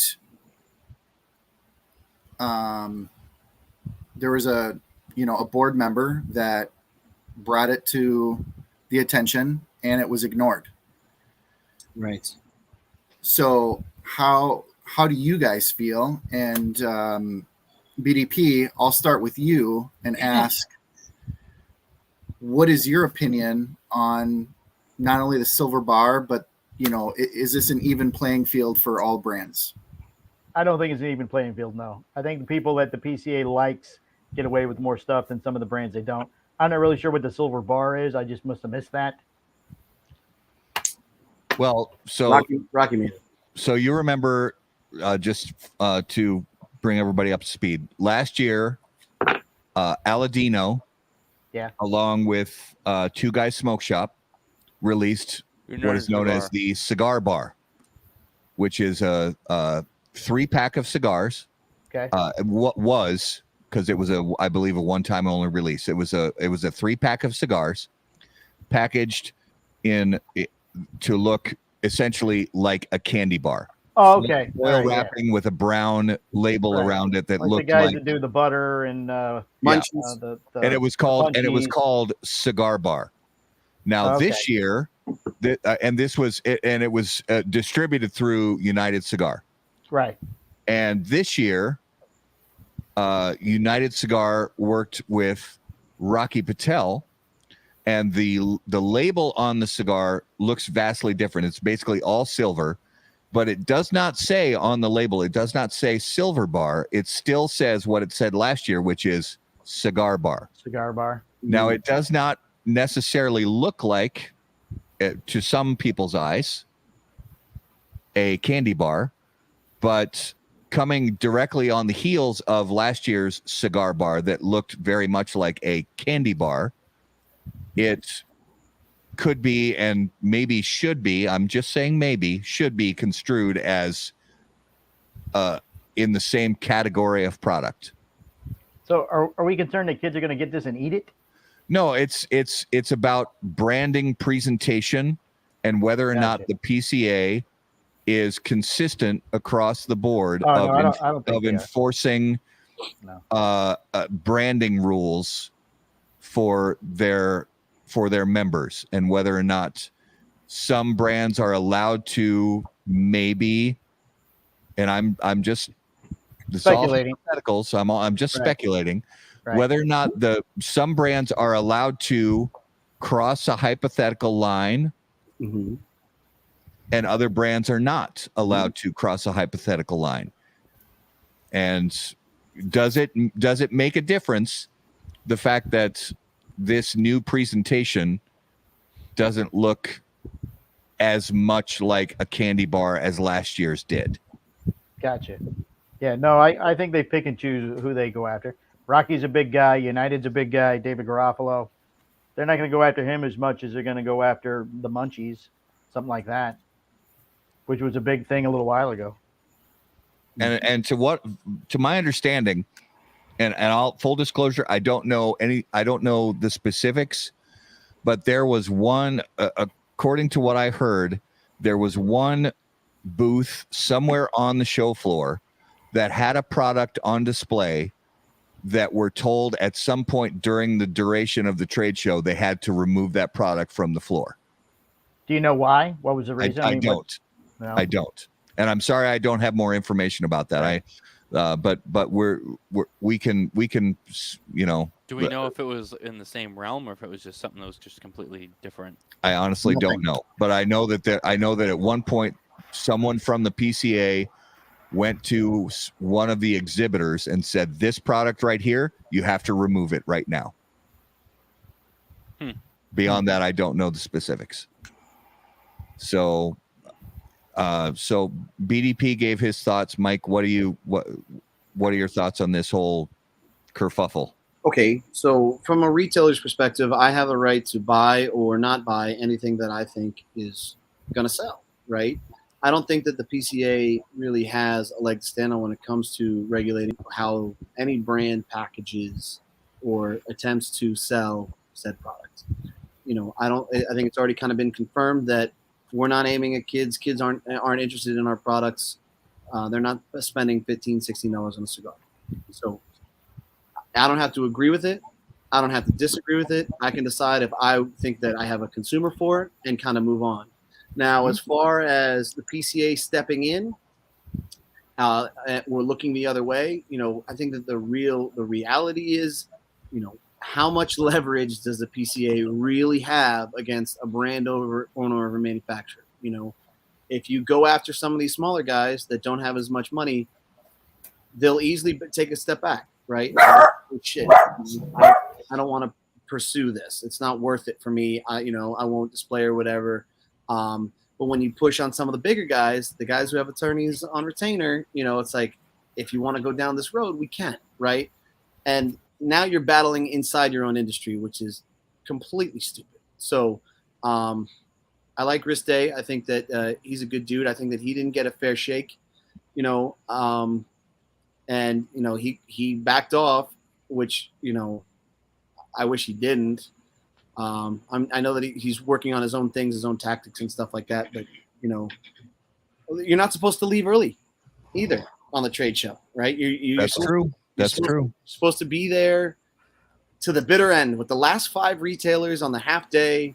You know, you got to be there, and those are the rules. But Caldwell made a great point. I got to be here, but all the PCA board members, you know, there are people showing pictures of the airport saying that's a wrap. Like, come on, man. What the fuck are we doing here? Well, we'll get to that, but I want to keep going around the horn with the whole cigar bar thing. And everybody, I want you to know Oliver Naveau from United Cigars in the comments, and you know, we want input from you, Oliver, because we're not making any determinations on this show right now. We're all just, you know, sharing our thoughts, and you know, we realize these are all complicated issues, but you know, everybody's got their own kind of opinions about how this has all gone down. So Matt Tobacco, what are your thoughts on the cigar bar thing? I actually already talked to Oliver about this privately, Okay. because I brought it up to him while I was writing my article on the United booth. And the one thing I'll say about look, we've had this discussion before. Some of the stuff that's out there is very blatantly advertised as food, food, food, food, food. Some of it's not. Like I would say in the case of United with the bar, I mean it's wrapped like a candy bar, but at the same time, it's not also like they're calling it candy. They're not calling it chocolate. It doesn't mention anything about food on it. It's you could even argue that they're trying to call it like a silver bar, like a bar of silver. Bar of silver, like a, right? I mean, it doesn't, like Oliver said, like, hey, it doesn't say anything about food on it. So versus, I can understand when people, look at Riste with the munchies, or, even when I think a lot of this too really started with Pravada, with some of the stuff that they were doing. I think that's kind of how that conversation got started. Then the PCA put the letter out, kind of making it into a thing. And then everyone kind of started to break it down from there. And I really think that's how that whole discussion started. But I agree. I think it's a complicated issue because like there's some people who, like you guys were saying, there's big guys that get away with things. There's little guys that don't. Some of it's aggressively, regardless of like whether they're trying to market to kids or not, right? We know they're not trying to market to kids. I agree. No one's trying to market to kids. You have to be 21. Ronnie's in the comments. You have to be 21 to go in the shop. That is all true. I agree with all that. I think that when people see something that's aggressively marketed that way, it's easy. It's an easy low-hanging fruit to argue that the kid thing, right? And then you look at the thing that United did, and while it's in that realm, we're talking about it, right? Like to Oliver's point, like, hey, it doesn't say food on it, it doesn't say chocolate. It's just a silver wrapped packaging of 3 cigars. You can even argue that it's a silver bar. So I would agree with what Mike said. Like it kind of depends. Like there's not a fair shake, I guess, with who gets what. I know it's been a hot topic of discussion, but I think ultimately the way it boils down is, the PCA can't enforce it, right? The manufacturers are going to make what they want, and like Mike said, the retailer has every right to buy what they want to buy. I mean, at this point in the game, there's no rule that says they can't make it, so the manufacturers can make it. And if Mike says, hey, I want to buy this and bring it in my shop, he has every right to do that. That's just kind of the way it goes. So it's kind of a multi-tiered answer, for that reason, just because there's so many different points of view on it. We've been talking about it a lot. That's just kind of how I've taken it. Well, and I want to be clear about my point, or my position, rather, that I have no issues with these products. My issue comes from the unfair playing field. That's the issue. If it's a legal product and you're bringing it to the show to exhibit, you should be able to bring it to the show. That's my opinion, no matter the size or whatever. And I understand that the PCA is kind of playing dual duty of, running an exhibition show as well as a lobbying organization. And they kind of have to play this little song and dance. But at the end of the day, when we see bigger brands get a pass and the smaller brands not get a pass, that's an issue I have. Yeah, it's super complicated, I think. And a lot of times we want to take issues and we want to boil them down and say that they're simple. But I think we're better off really digging into these conversations. And I think these are conversations that need to be had between brand owners and PCA and retailers and PCA. I think these conversations have to keep going because it's the uncomfortable conversations that tend to have more meaningful dialogue and more meaningful outcome. And whether or not at the end of all of it, people agree or disagree, if we just sit back and say, no, I'm going to stay out of these uncomfortable conversations, I don't think it does necessarily anybody any good. I think it's important to bring up the uncomfortable topics, to have the uncomfortable conversations, to disagree about shit. Because if we just stay away from the controversy, then we're probably not going to get very far with and I agree, and that's why I kind of answered the way I did, because it's not really a simple answer, because there's different size companies doing different things, and then there's the PCA, there's the retailers, there's the manufacturers, and there's our opinion, which everyone knows is only a grain of salt. So yeah, and you're right though. I mean, you have to have the conversation.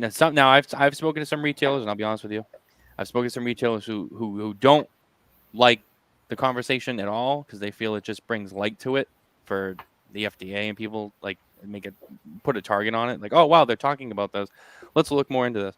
And I get that too. But at the end of the day, like Oliver when I was talking to Oliver, he made an argument to me, like, hey, look, there's still candy.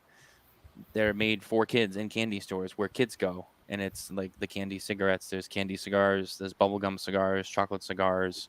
There's still stuff like that. So, I mean, that's candy that's meant for kids, that's packaged to look like tobacco products. And then you're talking about there's tobacco products that are packaged to look like candy. So, like the whole vice versa thing. So, to Oliver's point, which he made to me, is like, well, if anyone's going to give us shit for packaging stuff like this, why is it still okay for candy companies to make stuff that looks like our products for kids that kids buy? That's a fair point. And it's a fair point, and I agree with you. But something I've heard, and I'm not saying this is my position, I'm saying devil's advocate, that I've heard from some other people, is 100%. That's true.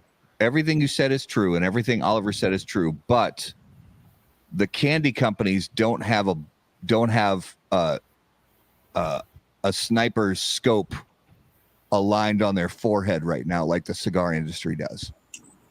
How about that cigar, Matt? Skip says you can afford to burn a few more bridges. Just for the record, you can fucking get on out there. And you've earned that credit. You've put in the hard work. You go ahead and you fucking go at it.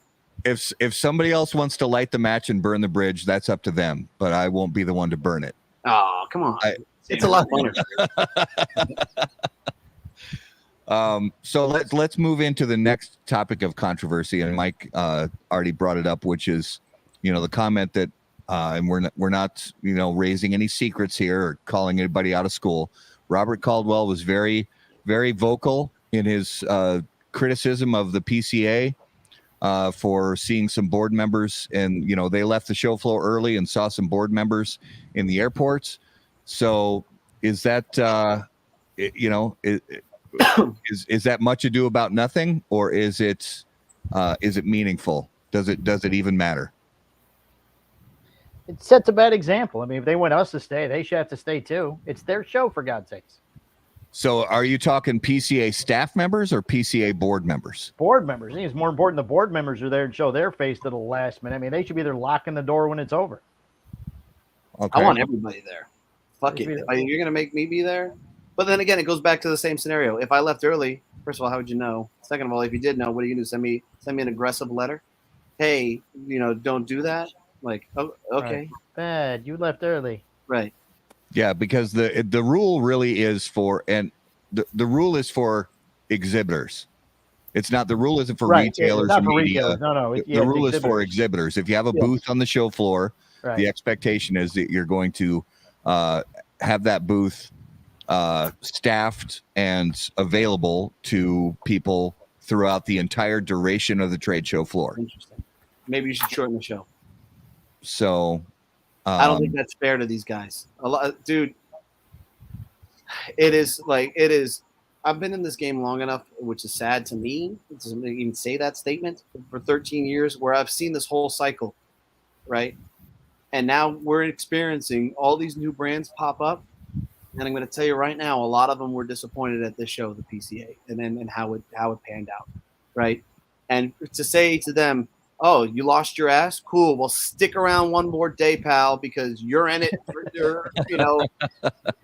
for the next 3 guys that are walking in this door who aren't interested. That's just complete horseshit. That's complete horseshit. And you know what? You're not only are you as PCA, not only do you have to cater to retailers, you have to cater to brand owners and manufacturers. Like, that's how the whole Cigar Con thing got shut down, right? Because there was an uproar from the brand owners and manufacturers. Like, whoa, dude, what the fuck are you talking about? You can't do that. Right. So the reality is that for one, that half day is a complete waste of time. It's a complete waste of time. It is. And it's not fair to a lot of these smaller guys to say, hey, you got to stick it out. I remember a couple of candid conversations with some guys, not this year, but, before where they got their ass handed to them. Like, you lost 30, 40 G's by doing this whole thing. And, you're going to look that guy in the eyes who took his shot, maybe made a few missteps, but, on his own, obviously, but you're going to say, well, now you got to stay another day. I mean, come on, man. And meanwhile, the other guys, our staff, our board members, our staff members, they go ahead. You guys save them when you guys go home. Good job. Yeah. My personal opinion is if a PCA member is going to pay the money to go set up a booth at the trade show in Vegas and bring some people there to staff it and write orders, and then at a certain point they realize that the return on investment is not there. If I was one of those brand owners and I was there halfway through day 3 and nothing was happening, then I may say, you know what, I'm going to pack it up. I'm good. And as far as I'm concerned, they should be allowed to do that. Yeah, I mean, the reality is that even for the bigger companies, the money's not there for the last day. It's not. So, it's just an added cost for everybody. Yeah. Obviously they'll write more orders than your small guys, but it doesn't make sense for them either. It doesn't make sense for them either, bro. It's just crazy. Yeah. That's like saying the bigger brands can't send anybody home early. If you brought 20 guys, all 20 guys got to stay to the end. Not like it's slowing down, so let's start funneling people home. Hey, you want to go home? You go ahead. We'll stay. Right. And you don't get a discount for leaving early. It's not like, okay, well, I only used the space for 3 days, not 4. So yeah, you still paid the money. Check. Yeah, they got all my money anyway. So whatever does it make if I'm there 1 day or 4 days? Yeah, you don't get a prorated check saying we're going to return this amount of money to you. You're still out the money, but maybe so. Let's say for a medium to small brand, they say, okay, I'm going to leave. I'm gonna pack up and leave the trade show floor on the middle of day 3, right? And I have 2 salespeople, and they're going to go off in that remaining day and a half that they would have been on the trade show floor and actually visit retailers who didn't come to the show and actually write orders. Right, he's got a better shot doing that. So I say they paid the money. If they want to leave early, let them leave early. Yeah. They paid their money. You don't got to pay for food for another day. You don't pay for hotels for another night. I mean, that's a lot of money there in Vegas. Yeah. Matt, what do you think? Yeah, Matt. To be honest with you, I think that the argument probably stems from retailers who paid to go, and this is, playing devil's advocate. The retailers on the other side who pay to go, and, everyone knows how busy that show can be. And, after a few days, they're still hunting around. They're still looking around. I mean, and I know that there's retailers who only go for 2 days and then they leave, or they come for this last 2 days. I know there's guys who can do that. Not every shop does that. Some smaller guys, maybe they need the whole show to look around and buy what they want to buy. I'm not a retailer. It's hard for me to speak on that, but anyway, I think that there was probably a group of people who probably complained at some point in time. And remember, I've only been doing the trade show for 2 years, so just remember that too.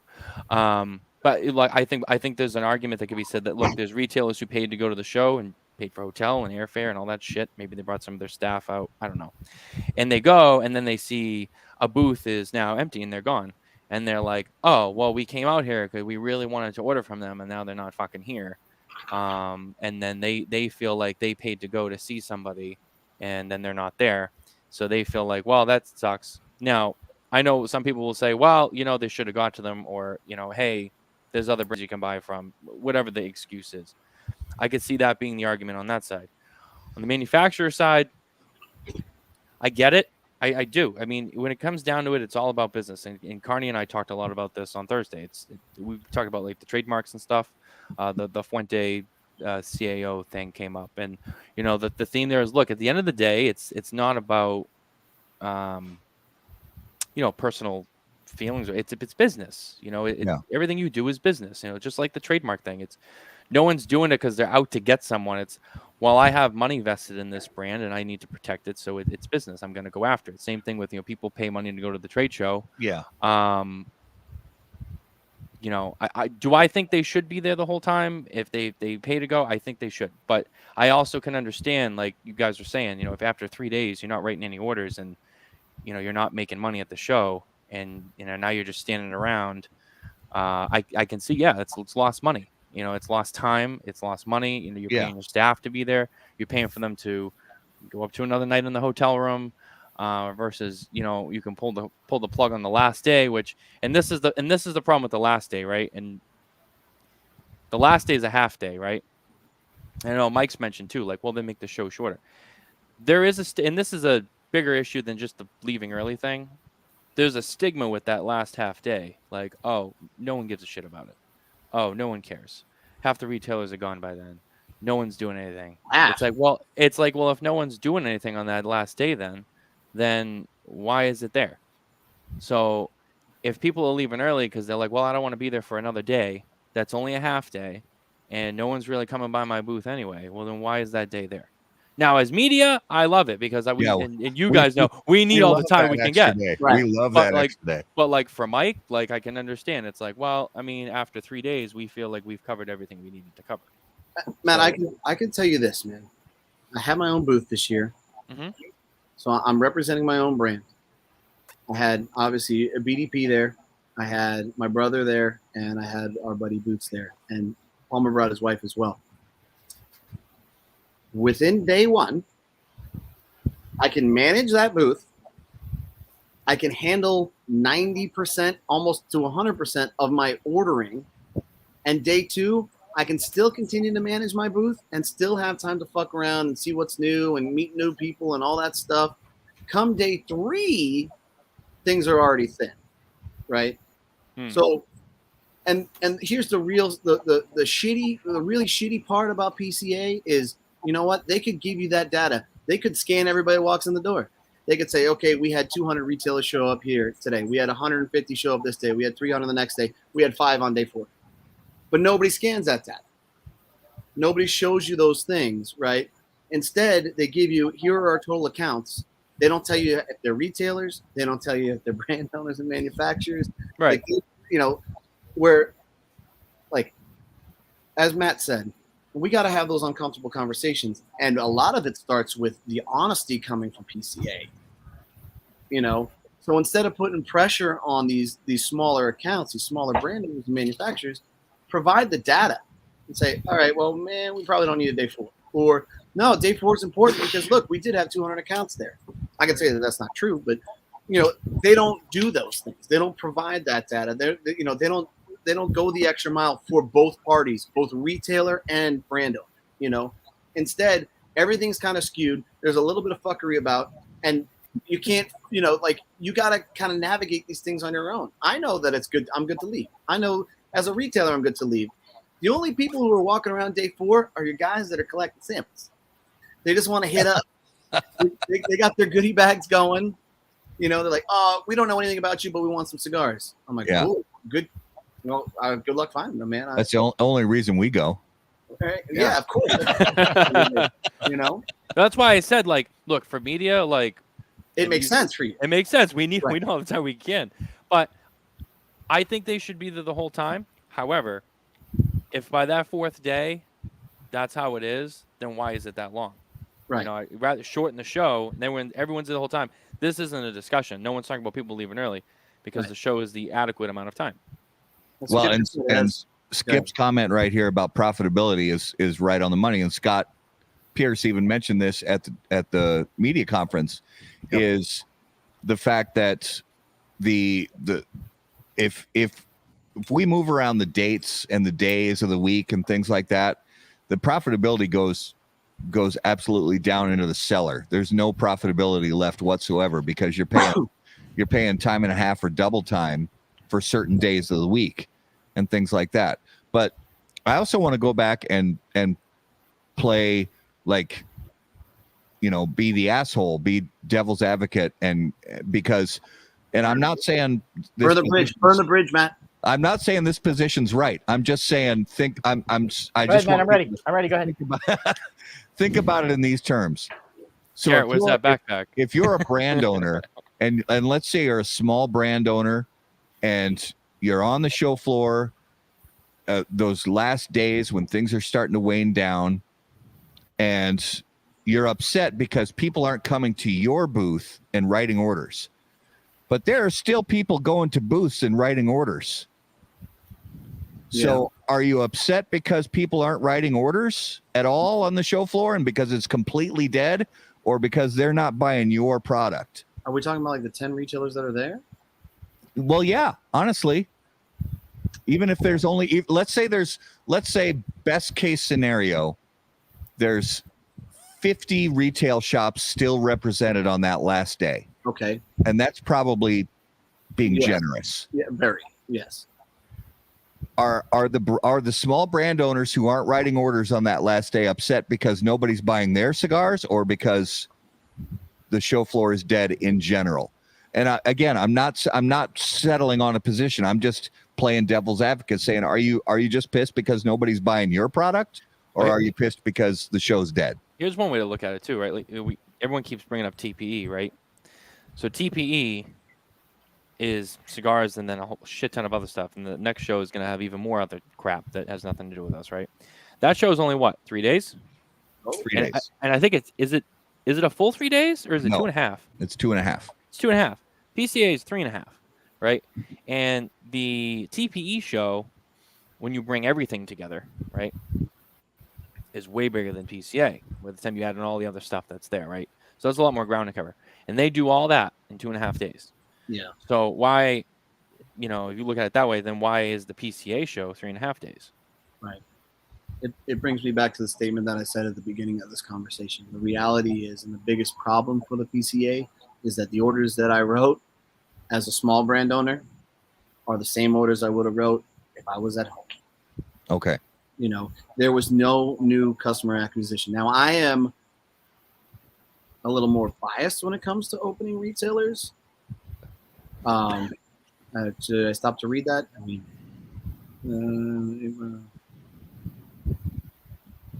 that's a lot of words. So anyways. That's a lot to read. TLDR. Right there, Michael. Just have him tell you. I'll get the download in a second. So, it doesn't even make sense if I know that there's 20 retailers there and none of them are my customers. Like, we probably already wrote, or if those 20 retailers are already my customers, then we already wrote their orders. So again, like, the biggest issue is retailer acquisition for PCA. And good ones, not just like shit ones. Well, and going to Skip's comment, I'm focusing on the last part of it. Networking, learning, communicating, more conference, less trade show. I agree with that. It's 100%. because I obviously, if you're a brand owner, you want to sell as many cigars as possible, but at the same time, you're not going to sell more cigars than you already have in your projections to produce. You're only slated to produce X number of cigars, and you can only sell so many cigars. And if you've already got your accounts sort of lined up and they're reliable retailers that are on board with you, then like Mike already said, I would have written those orders anyway. Right. So to my mind, it's more about it's more about the sort of family, and I get all gushy about this, I understand, but it's about the family reunion sort of vibe. Absolutely. It's about networking, it's about FaceTime, it's about handshakes, it's about all that. It's Right. way more than it is about, and The for us actual as show media, it's about obviously getting as many interviews as we can possibly get with as many brand owners as possible so they can showcase their products on our channels and stuff like that. But it's also about, you know, getting a chance to, and especially for newer media, you know, getting to meet as many brand owners as possible that we haven't gotten a chance to meet before. Right. Say, hey, wanted to introduce ourselves. This is who we are. This is what we do. It's nice to meet you. Can we have 5 minutes on camera?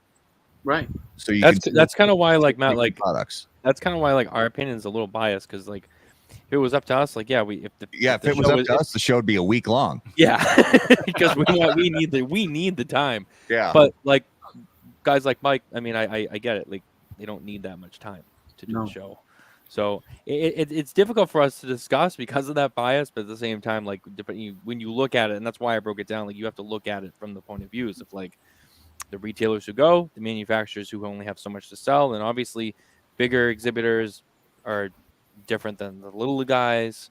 And then there's us, and we want all the time we can. So I mean, that's different. But yeah, did that hour they gave you guys in the mornings do anything for you?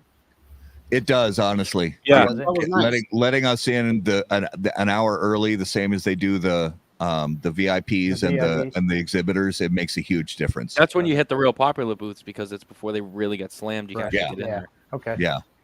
Risty brings up a good point in his comment. The Big Four brings foot traffic that was noticed when they left PCA, and the following TPE was not. And it's true. The Big Four, when it's noticeable the amount of foot traffic that is reduced. So big question. Going to start with Matt. How important is it on a scale of 1 to 100 that the Big Four return to the PCA? Well, 99. 99. Yeah. Garrett. And you know what? Can I add one more thing? Yes, please do. We talked about this on Spare Notes the other night, and Coop actually threw this in, and it's actually, was it Coop? I don't know. Someone, maybe it was Jay Davis. It's not even just about the Big Four. It should be the Big Five, and Phillips and King was thrown into that too. Okay. And I think that was Jay Davis, but okay. Anyway. Garrett, Big Four importance. Yeah, I agree that it, you know, if we're looking at the goal of the trade show to be a legitimate trade show, the Big Four does bring in more retailers. That being said, with the show deals, where many retailers don't need to attend the show and they get the show deals outside of the show, that's still an issue, you know. So what's the draw for retailers to go to the show, spend all the money, if they don't have to go anyway? Yeah. So I know that's two separate issues, but they kind of play on each other a little. No, I hear you. Absolutely. Justin, Big Four importance. It's first trade show, so I haven't been there before, but first trade show. You know, TPE, there was most of those guys there, and the numbers and the energy there was definitely different than what PCA had for my first experience. You know, if they come back, I can maybe comment a little bit more on that. But right on. But yeah, I do think overall that having those Big Four manufacturers there is a crucial thing to PCA to grow. Yeah. BDP, Big Four. Yeah, I think it is important that they come back. But do you think that now that they've been gone for a couple of years, they're not going to spend the money anymore? They've realized that we don't really have to be there to sell our stuff. I mean, it's not necessary anymore to spend, you know, hundreds of thousands of dollars so Jonathan Drew can stand on top of a tower. They're going to sell everything they've got anyway. Yeah, I agree with you from that standpoint, but I think that has a bit of a shelf life. I don't know how long that shelf life is, right? You know, because you know you tend to remember, you know, the pretty girls who are in front of you all the time rather than the ones who you haven't seen in a while. So, Mike, Big Four. I don't think that the retailers that go there just for the big four are helping the smaller brands anyways. You know, if you go to those retail shops, they're not concerned about smaller brands, smaller boutique things. You know, if you ask me that. So would they help attendance? Maybe. Does it help the overall big picture of the PCA and the cigar industry? I don't think so. I honestly don't. You know, what's the difference if you have another 200 retailers in attendance if they're not really there to buy? I mean, if you're, it's just more bullshit. More people taking cigars from you to try, you know? And I would much rather not have that, to be honest, because I don't want that retailer. I don't want that retailer that's just focusing on the big brands. I want the guy that believes in what I'm doing and is going to support me. And that guy, if he's not coming now because the big four are out, then he's not my guy, you know? So yeah, I don't really think it matters. Okay. So the same as we did last year, at the end of the discussion, we each reviewed this year's PCA trade show the same as we would review a cigar on a 0 to 100 point scale. Okay. So starting with Matt Tobacco, if you were reviewing this trade show on a 0 to 100 point scale, like a cigar, what score would you give this year's trade show? Well, I really only have last year's trade show to go off of. So for me, it was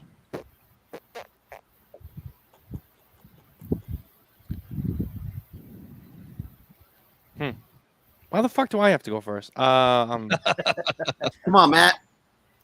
I'll go 89. Strong score. And again, that's only because I only have last year's show to really compare it to, and it was still better than last year's show. So young in the industry, so full of hope. so he still has That's hope. it. It's That's so it. adorable.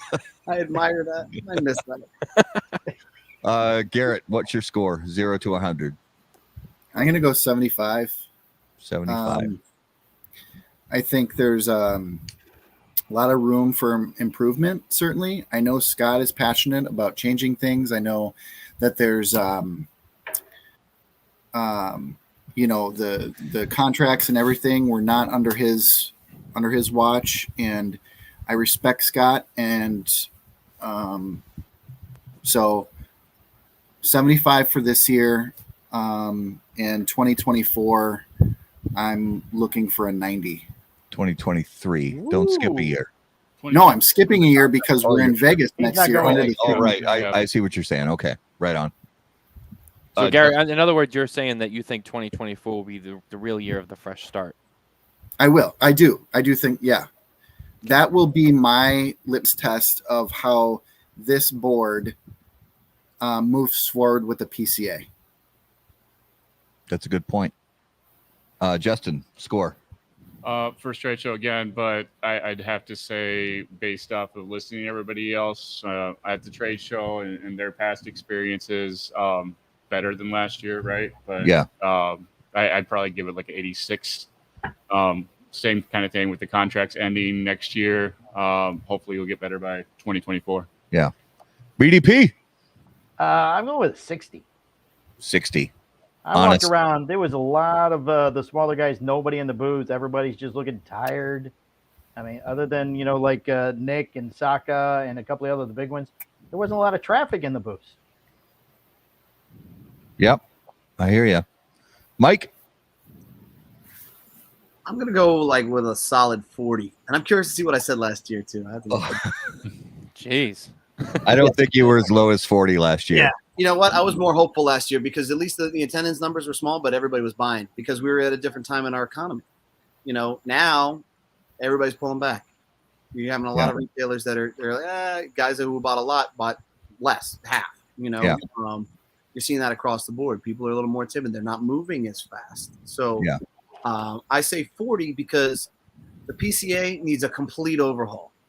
They need a complete restructuring. This is not working, and it needs to be fixed significantly to a point where, I don't know, like a lot of things have to change. A lot of things have to change. And I want to see that change. I don't, I'm pro PCA. I was there to support PCA. So, I say a lot of shit, but I'm honest as how I feel, so take that as it may.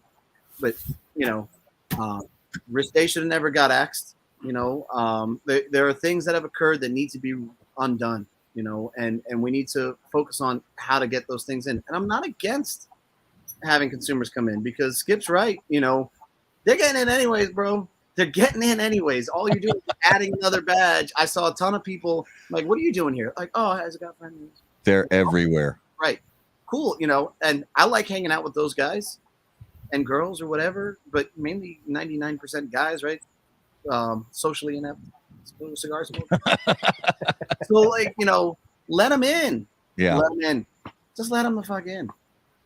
Make extra money. Like there are things that need to occur. We need to revamp all these things. Well, sorry, go ahead. Real quick. Do you want to let them in, Mike, where they're allowed to, like, you have to have so many samples to hand out? Just like if you're at the Great Smoke or something like that? He's not listening. He doesn't listen to me most of the time. He's talking to Skip right now. Yeah, he's too busy to talk to us. Too busy. What? I'm sorry. Yeah, it's just like at home, Michael. You don't listen when I talk. It's fine. Yes. I know not. You say so much. I'm sorry. I'm completely used to it. Well, my wife was talking to me. You got a problem with Yes. Now she's going to call me and complain about me. that? So what were you saying? The question was, Michael, do you want them to have the consumer day where they tell you got to have 300 cigars to hand out because they sold 300 tickets? Do you want to go that far with consumer day? No, just open up the doors and let them walk around. You don't have to do a consumer day. Just let them in. No samples? I think that's at the discretion of the brand. So if you're a consumer, why would you want to go? They were Just to all go? there, Palmer. They were there. They're not guaranteed fucking anything. They were fucking there. But they didn't buy a ticket to get in there, though. Yeah. There wasn't, because there'll be consumers that show up that don't know brand owners or shop owners where they can get a ticket. There are dudes that would spend $150, $200, $300 to go in just to meet your Skips, your Nicks, your Sakas, like all of these dudes that they smoke their cigars, and like their shop has never had that event, right? It's like, hey, it's just great to meet you. I'm happy to be here. How many retailers were at Great Smoke just to say what's up to people? I mean, it's stupid to not include these guys. It's ridiculous. So include them. Make more money. If that's what the problem is, you want to make more money. Like, I'd much rather have that interaction with the 60 to 100 consumers that come over to the booth and bullshit with me and have them leave and be like, damn, that guy's an awesome dude. I'm more behind him now than I ever was before. And I'm not traveling to North Dakota to meet this guy. So, that goes back. That goes back to the retailer. That, hey, you have Sonic, because if you don't have it, I'm going to have to order it elsewhere. And then you build that clientele. So I'm for that. I'm for it, Yeah. So last year on this same recap show, I gave a score to the 2021 trade show of 86. Okay. So I'm just going to bump it up slightly and go with 87. It was a little better than last year. I think they still have a lot of work to do. But it was a little better than last year. And I think they have a lot of room to grow. And I'm hoping that they have been very, as far as I've seen, I've actually seen action and, when it seems as though not on everything, but on certain things, I've seen Scott and the staff at PCA say, we're going to make this XYZ change. And then all of a sudden, holy shit, we actually see XYZ change. And I'm not saying they've done that across the board with every promise they've made, but that it has happened, and that's encouraging. And that's why I believe that, I think Scott and his team do a great job, and I think they still have a lot of work to do, and they still have, more improvement but I'm encouraged and hopeful that future shows are actually worth attending for everybody across the board. So, I think, hey, Garrett, is it Uh-oh. Is it- De los Muertos? is it time? Oh, it's time. It is now time for this week's Numero de los Muertos. And as always, Numero de los Muertos brought to us by our friends at Smoke Inn.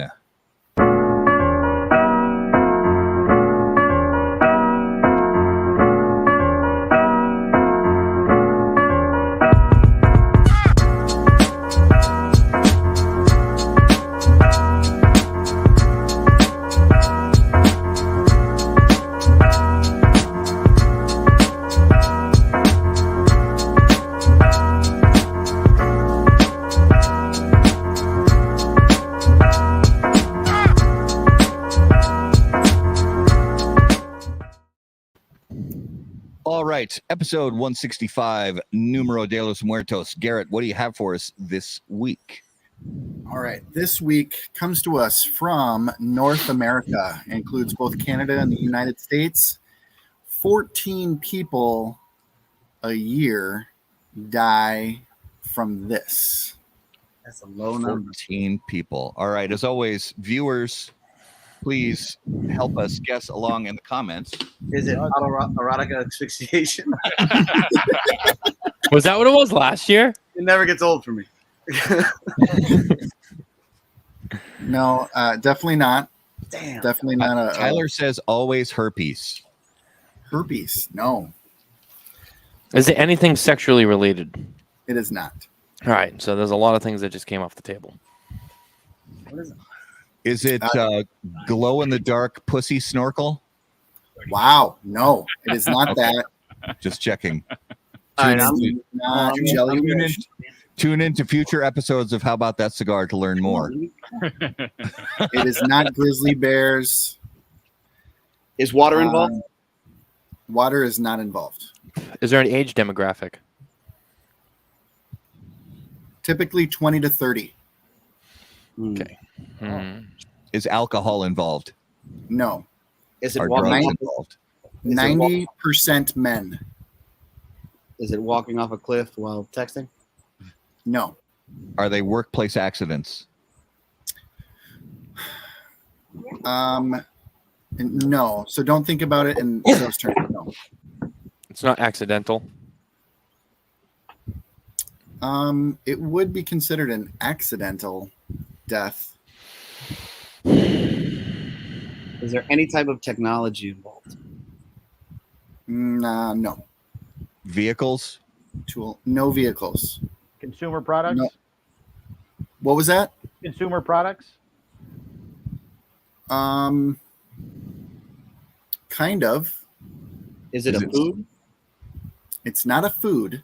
Is it something that people ingest that's not food that kills them because they're stupid? Is it Tide Pod deaths? I was gonna say Tide Pods. I think that number's Some bigger. people ingest these products. Some people take them other ways. David Anal- Floyd's comment. Anally? No, Bath salts? not bath salts, not butthole beer. Wow. No butt chug. No, New cigar Not name, I falling. call it. not falling from a ladder, not eaten by pigs, not Tide Pods. The cinnamon challenge. A lot of butt chugging guesses. So here's a clue for Mike. Mike may know people who do this. Shots in the pee-pee. No. I may know people. Does it have something to do with working out? Has something to do with the gym. It does. Steroid. Excessive No. steroid use. DDP. Is it steroids? It is steroids. Only 14? Only 14. So here, Really? on an That's overdose. it? Yeah, why would I know that? That's weird that you tuned into that. Weirdly low, huh? I know. I was actually surprised at the low number 2. However, that being said, the long-term effects of it, it takes age off many people who use it for a long period of time. But the overdose is only 14 people a year. What are they taking? All of the You're okay, Michael. Don't worry. It's not what you use. You're fine. Oh, thanks. Thank you. Woo. I like that came up with me on the show. I don't know what you're trying to say, Garrett. But just, know, we're concerned. This is actually a intervention. It's an intervention. Too much cereal was my next guess, Michael. hey, yeah, that would have been yeah. I mean, I can still wipe my ass, buddy. So I'm not quite at that steroid level just yet. She's saying when his back itches, though. Can't do that at all. I haven't been able to do that for years. All right, that was very good. So that was this week's Numero de los Muertos. All right, let's move into the lightning round brought to us by our friends at J.C. Newman. J.C. Newman Cigar Company is America's oldest family-owned premium cigar maker. Creators of the popular Brick House, Perla Del Mar, Diamond Crown, and the American, J.C. Newman Cigar Company operates out of their 112-year-old El Reloj cigar factory in historic Cigar City, Tampa, Florida. For more information on their cigars or their visitor experience, please visit jcnewman.com. So with such a large pantheon of cigar experts on the show tonight, we are going to pare things down to one single question, and it is the best question in the lightning round. So I'm going to start with Matt Tobacco. If the zombie apocalypse were to come tomorrow, who are the 3 cigar industry people you want on your team to fight off the zombie horde? I mean, first of all, I got to go with Mike. First of all, I mean, dude, look at that dude. He's in shape. I mean, you kidding me? You need someone who's in shape. Nick Perdomo is another one. Look. So I went to Miami, Florida last year, and we went by Nick's place, and I've seen Nick on the beach, like in just his swim trunks. That dude fucking hits the gym. At his age, he looks good. So I'm going with a strong guy like him. He's also a thinker. 3. It always, when you're on the spot, that's when like there's like 20 people who you would name in an instant, and then you're trying to think of them all. I don't know why. Don't ask me why. I keep going to Steve Saka. I don't know why. I just feel like he would have something valuable to bring to the table. Because he'd be the first to eat. You throw them at them, and they. Well, you don't have to outrun the zombie. You just have to outrun the guy you're with. He's the bait. I like the way you think, Matt. I like the way you think. All right, BDP. Mikey, obviously, he's always angry anyway.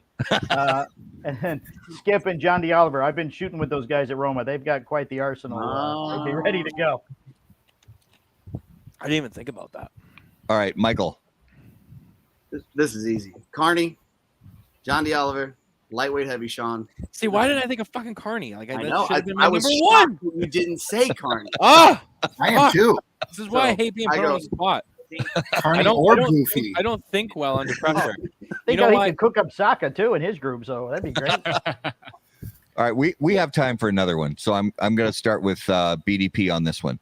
All you right. can have an unlimited supply of one thing for the rest of your life. What would it be? And you cannot say money, cigars, or time.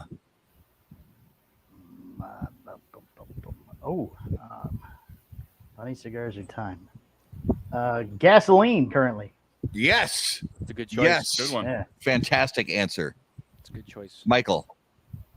I'll be asked back, Michael. See that? I won the game. Good answers. Yeah, gas is. That's a good one.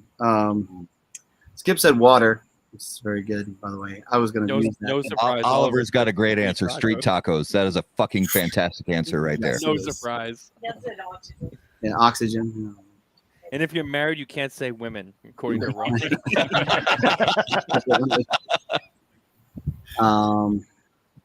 I would say property. I mean, you know, as much land as possible. I like it. It's a I good like idea. it. Matt. See, Adam's on the same page.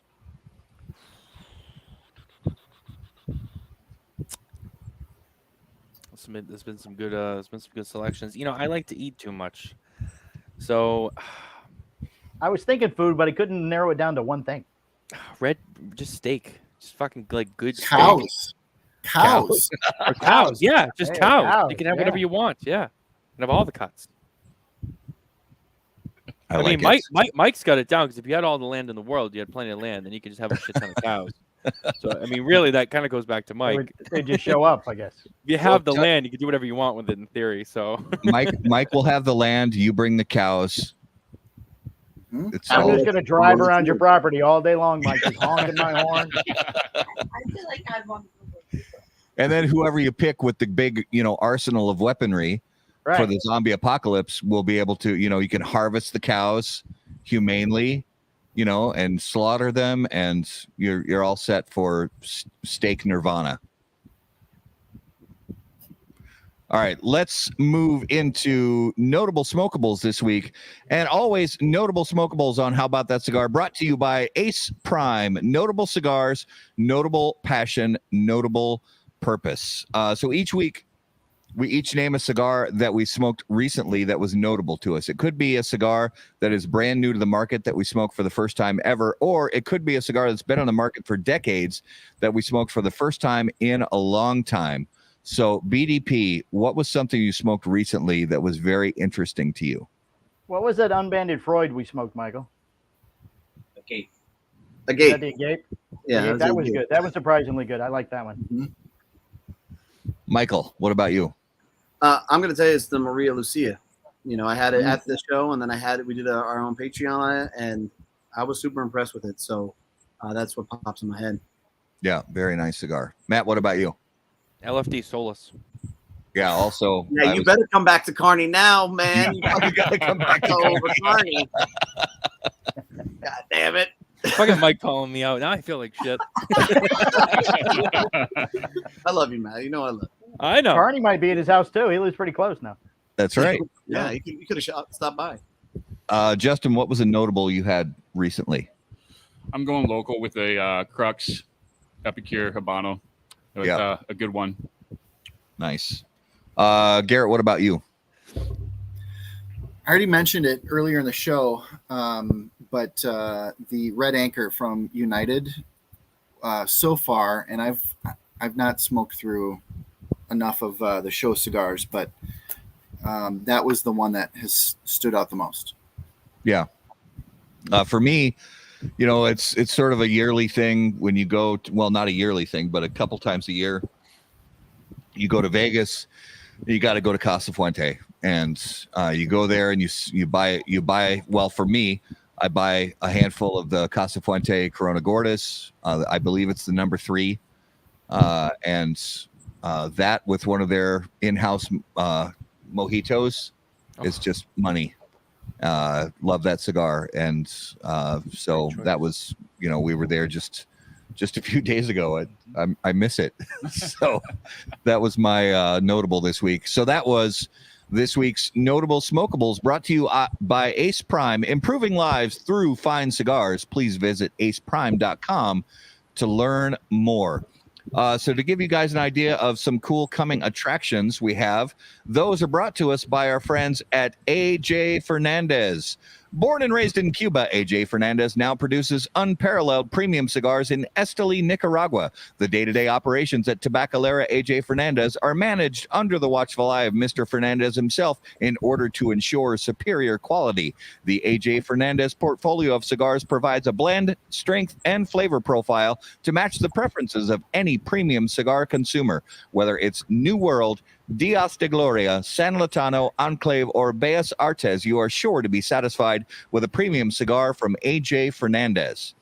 And on the docket for next Monday night, we have the 3rd annual installment of the cigar industry hive mind.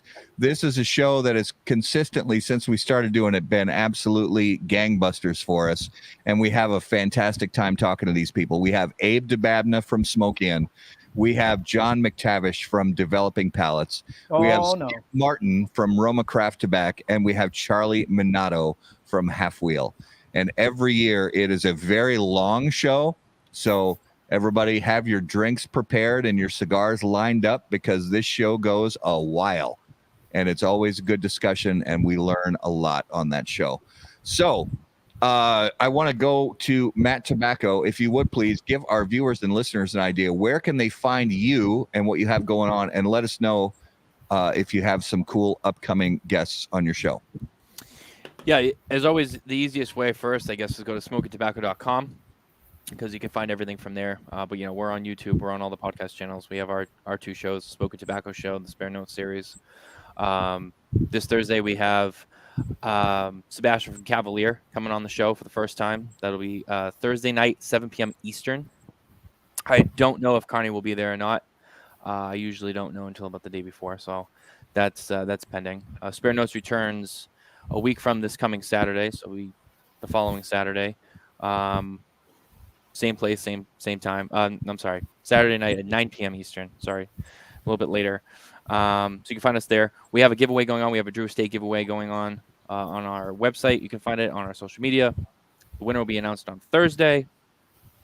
It's a whole swag pack with the backpack, the hat, the spray can lighter, the Sticks and Sips book that I've been sharing all week. So you guys can go check that out. There'll be 2 winners who can get that. And that's about it. Our PCA show coverage is a little bit behind because Nicole and I have just been really under the weather and sick with this whole fucking pandemic, the corona thing from the show.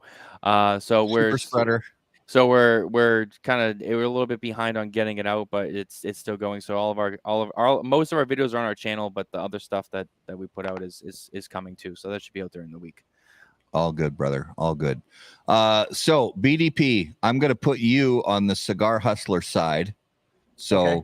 Give us all the lowdown on the podcast and where everybody can find you guys. We're part of the Cigar Hustler Podcast Network on all major and minor podcast providers. We've got a YouTube page at Cigar Hustler Podcast. You can find me on Instagram at cigarhustler_BDP. Fantastic. And Michael, for all of the cigar brands under the umbrella, Yes. give us the lowdown on where we can find out everything about those brands. Postania Cigars, Fable Cigars, Guaymaro, FQ, all of those. Did I say Fable? Yeah, Fable 2. All of those can be found through various retailers. I mean, we have our own Postania Cigars Facebook page. You can follow me on @CigarHustler on Instagram, or you can go to our Facebook page. Those are the best avenues to find us. Fantastic. Well, let me be the first to say thank you, everyone, so much for being a part of this recap show this evening. And thank you to all our viewers. It was great having you guys on. Matt, please wish Nicole our best as she recovers from her sickness, and hope she feels better as soon as possible. Will do. Fantastic. Well, thank you, everybody, so much for being the best part of How About That Cigar. As always, if you guys have questions for Garrett, Justin, or myself, please email us on the website, howaboutthatcigar.com. You can follow us on all social media at HBT Cigar. We are gradually posting all of our videos from the PCA trade show, so you can start to find those on our YouTube channel. We're about halfway through day 2's videos posting, so please check those out on our YouTube channel. And of course, guys, until we see you next time, burn cigars, Not bridges. see you guys. Thank you. Thanks, everybody.